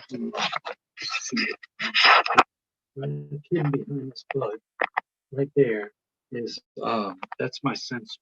That's my that's my CO2 and humidity and temperature are incorporated in those two boxes, and I just have them wire tied back to back. And they go up, and they're just, if you can see up on top there, all the connections are very easy. Like all the wires would be labeled. There's just 8 wires, and it's just a matter of labeling them. They would be labeled, and on that label, on a sheet of paper, the wire color would tell you what wire color to match up to the set, each specific sensor where it went to. So it'd be very easy. It's just a very easy plug and play. The black wire goes into the Fat 5 plug Wago connector with all the other black wires. The blue wire on your source wire, that would be labeled, temperature, humidity sensor would say the blue wire connect up to the red wire. It'd be, it'd just be that easy. And to put together. So it'd be, if you can read and follow directions. And people like to make fun of us because we're a bunch of stoners and have this, stereotype about us guys, in the old days. I think that's changing. I really do believe that that's really coming around quickly. And guys, thanks to people like you, Eagle, and there's a platform out there, and you get to share your knowledge and other guys, as I look through chat, I see Smiley. First time I've seen Smiley, Buddha Boy, TW, Teeny, Modern Genetics still there, Wheatus still there, Chiba Man still there. Cool, man. Good to see all you guys. And I'm sure Tao's is probably getting his costume ready. He's got to make a big reveal right tonight. Hey, if he wants to pop on here, just have him pop on if he'd like to join in, or anybody. I'm get a chance to show you my system and. You got to shut down to do the rabbit hole. Oh, you do. Oh. Well, okay. Well, but if you want to jump back in on the rabbit hole, that's a whole nother story. I mean, we shut it down, and then Smiley and everybody else can pile in, and that would be fine with me. I mean, I feel like you've allowed me to share my system, and this time I got a chance to show you my screens and at least show you my manifold. This is what I'm working with now, and who knows what I might change to in the future. I do hear of the other watering styles do intrigue me, with maybe wanting to try them and incorporate it into my system too. Like I said, mine just makes it a little bit easier for me, and I'm not in here all the time getting my finger dirty, and not that that's a bad thing. It's just that sometimes I can tend to overdo things too much, and like if you get in there and you're just playing around too much, maybe I'm doing more harm than I would if I just sit back, let the plant enjoy what they're doing, and take it in and not be thinking, oh well, maybe I got to do this at this moment, or I got to do that. Kind of letting the system take care of itself allows me that anyway. Let's see. What else was there? Anything? I don't think there's anything else. Like I like to put my sensors like into the like up there into the where the foliage is, but I also have those thermal pros that I check. I have the remotes upstairs, and I got those down low. I've got those sitting low to check out the lower humidity. Just want to make sure I covered everything. I'd show you me spinning one of them girls. It really works really well with the weight of the plant on that Lazy Susan, sitting on that Lazy Susan. Boy, those things spin like so freely. It's such an easy little spin with my finger. I can just easily spin it around. And one last thing too, I wanted to show you. I got these. I cut up some fencing. I don't know if you can see this. I hope you can. And it's just like a little fencing. And I use this on the top of my soil, and that's what I put my donuts on.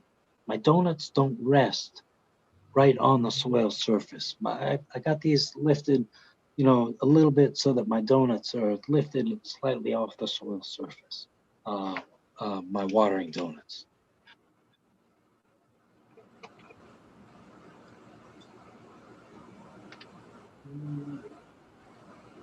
that's about it. Got showed you the chain too. Oh yeah, I got another little link of it here so you guys can see the chain. This little link of chain I bought at Home Depot. It's real small, and I got it small, and I got the kind that's cut. It's not one solid piece, you know. It's so that you can bend it. You can bend this chain out, the little and make like a little fish hook out of it. And then I put this little fish hook up through my drivers, my drivers up here. You know, on the drivers, they got the holes at the end where you could put screws, like if you wanted to put them on a wall or something. Well, I just put this little hook through there, and then I can create that gap I want, that air gap, and I get to use the benefit of the heat from the driver inside my tent, especially now in the wintertime, so I don't have to use my heater as much. That's the thought process behind that. So just another, I just wanted to show you those. I know I talked about them last time, but I just wanted to show you how small they are, and they're really pretty strong. And you know, they hold up the weight of the driver no problem, and give me enough of the air gap where it eases my fear of because I don't know how flame retardant these tents are. Who knows? You know, I don't know. They're made in China. I don't know. You got me. You know, I don't know what kind of standards they have, I've and if they often have any, wondered myself. right, and if they have any standards at all, who knows if they adhere to them? You know, I mean, I don't know. You know, that's the thing when you're dealing with, you know, yeah, you know, the benefit of stuff made here. I The think the next benefit one that does go bad, I'm going to take outside and light on fire just for the shits of it to see what happens. and videotape it so that you could post it up, because I'd be real curious to see myself. I just really would be. I would hope it wouldn't be one of those things that you just light it up and it's like a match and poof, it's gone, you know. That would really that would really be a scary thought if it would be like that, considering, you know, what we got going on in our tents, and you know, especially people like you that are still using those HPS lights, right? I mean, if you don't cool them properly, they can generate a lot of heat, right? So I mean, I'm using LEDs, and it's not, LEDs still get hot. I'm telling you, I don't know about anybody else. Maybe anybody else that tells me that their LEDs, that they can touch the back of the heat sink, um, and leave their hand there for some time. I'd just be amazed that you could do that, because mine are hot. I mean, when they're on, after they've been on a couple hours, and you know, and I'm in here poking around the garden, and I lean my neck back and I slightly touch that heat sink to my neck. Boy, I feel it. Well, I tell you what, it's hot. And um, so LEDs do create some heat, and I'm sure I can shoot them with my temperature gun. I'm sure, and I can take care of that.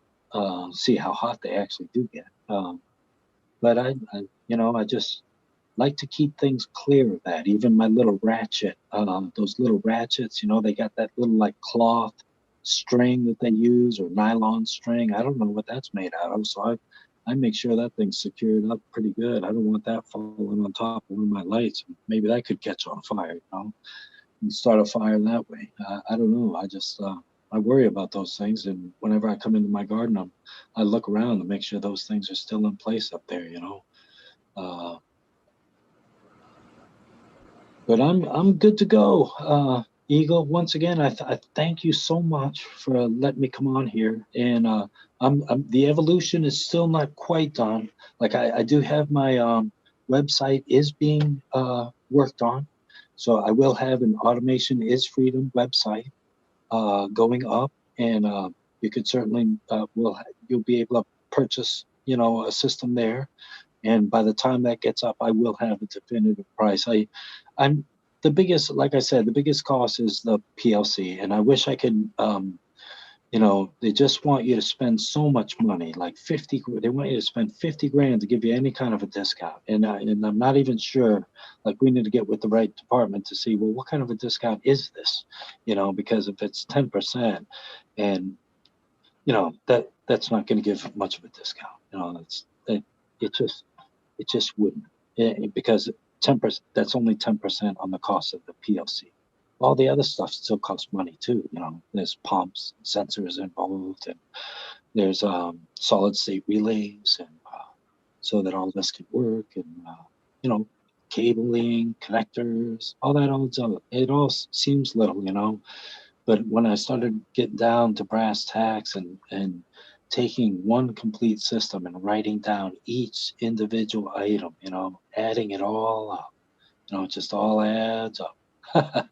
Sad to say, you know, it just does, because it's such a good thing. And in this world where we live very active lives, most of us, I'm sure, you know, not all of us, but and I certainly don't. I'm like a homebody. I don't get out too much to go places at all, um, but I want to have that ability to, you know, because when the opportunity arises, I want to be able to say, you know, I'm going, you know.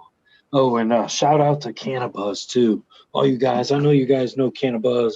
I know a bunch of you people are on that app, and it's a great app to be on. I'm not on a whole lot of social media. I just joined Instagram, and I don't you know, and I have a Facebook page too, but I'm not on those things very much. I even my Instagram, I don't, you know, I'd like to follow people back, and I'm quickly realizing that there's some people on there that aren't really like, I don't know how to put it. They just want to sell, you know. It's and it's all weed, and then how do you sell when it's mostly people that are just, you know, they grow their own. What are you offering them? You know, most people grow their own so they can smoke their own, you know, or they're growing for somebody else that enjoys their smoke, you know. And I don't know, I would think guys would barter that are friends and stuff. Hey, try this stuff, try that, you know. But not, but I see a lot of like ads on Instagram, buy this stuff, you know, and it's not bad if it doesn't get cloud up your stuff. But man, I can scroll through quite a few of their posts all in a row, and I'm like finally trying, like, where's Miss Boggs? Where's Dale? Where's Modern Generics? Where's Eagle Gardens? Where's Smiley? Where's all these guys? Where's Spartan Bro that I'm used to seeing on there on my feed? And um, you know, uh, so uh, so I even though I want to be a nice guy and follow back, uh, I like Cannabis. It just doesn't seem to have that much on there. On that app, on that, you just don't see a lot of that, and I'm kind of glad. I'm kind of glad I don't see that much. But anyway, Eagle, yeah, I would love to jump back on, just in case anybody would have any kind of questions. I'd just sit back in the background, and I got, like I said, I got two more joints here, and that that I wouldn't mind enjoying smoking, and sit back and maybe enjoy, you know, getting involved in chat some. And if anybody's got any questions from the panel or anything, wouldn't mind, you know, answering any questions. Let's do that. Okay. All right, Eagle. Thank you very much. Have a great night. And I just, are you on the? You got me going. Yeah. All right. All right. This is episode 223. Automation is freedom. And I've had a great time fucking talking shit with Eagle tonight. Thank you very much, Eagle.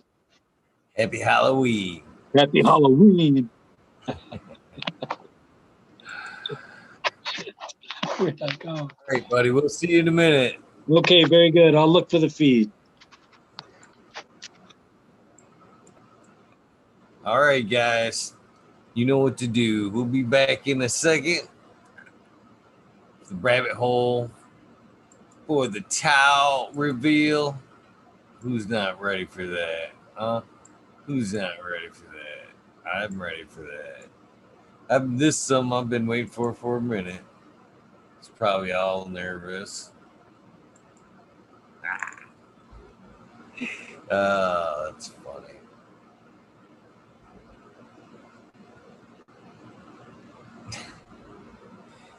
Dare you say? Maybe.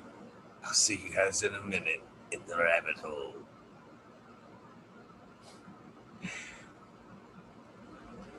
Thanks for guys for watching. Hopefully you guys had an amazing Halloween. I'll see you guys in a few.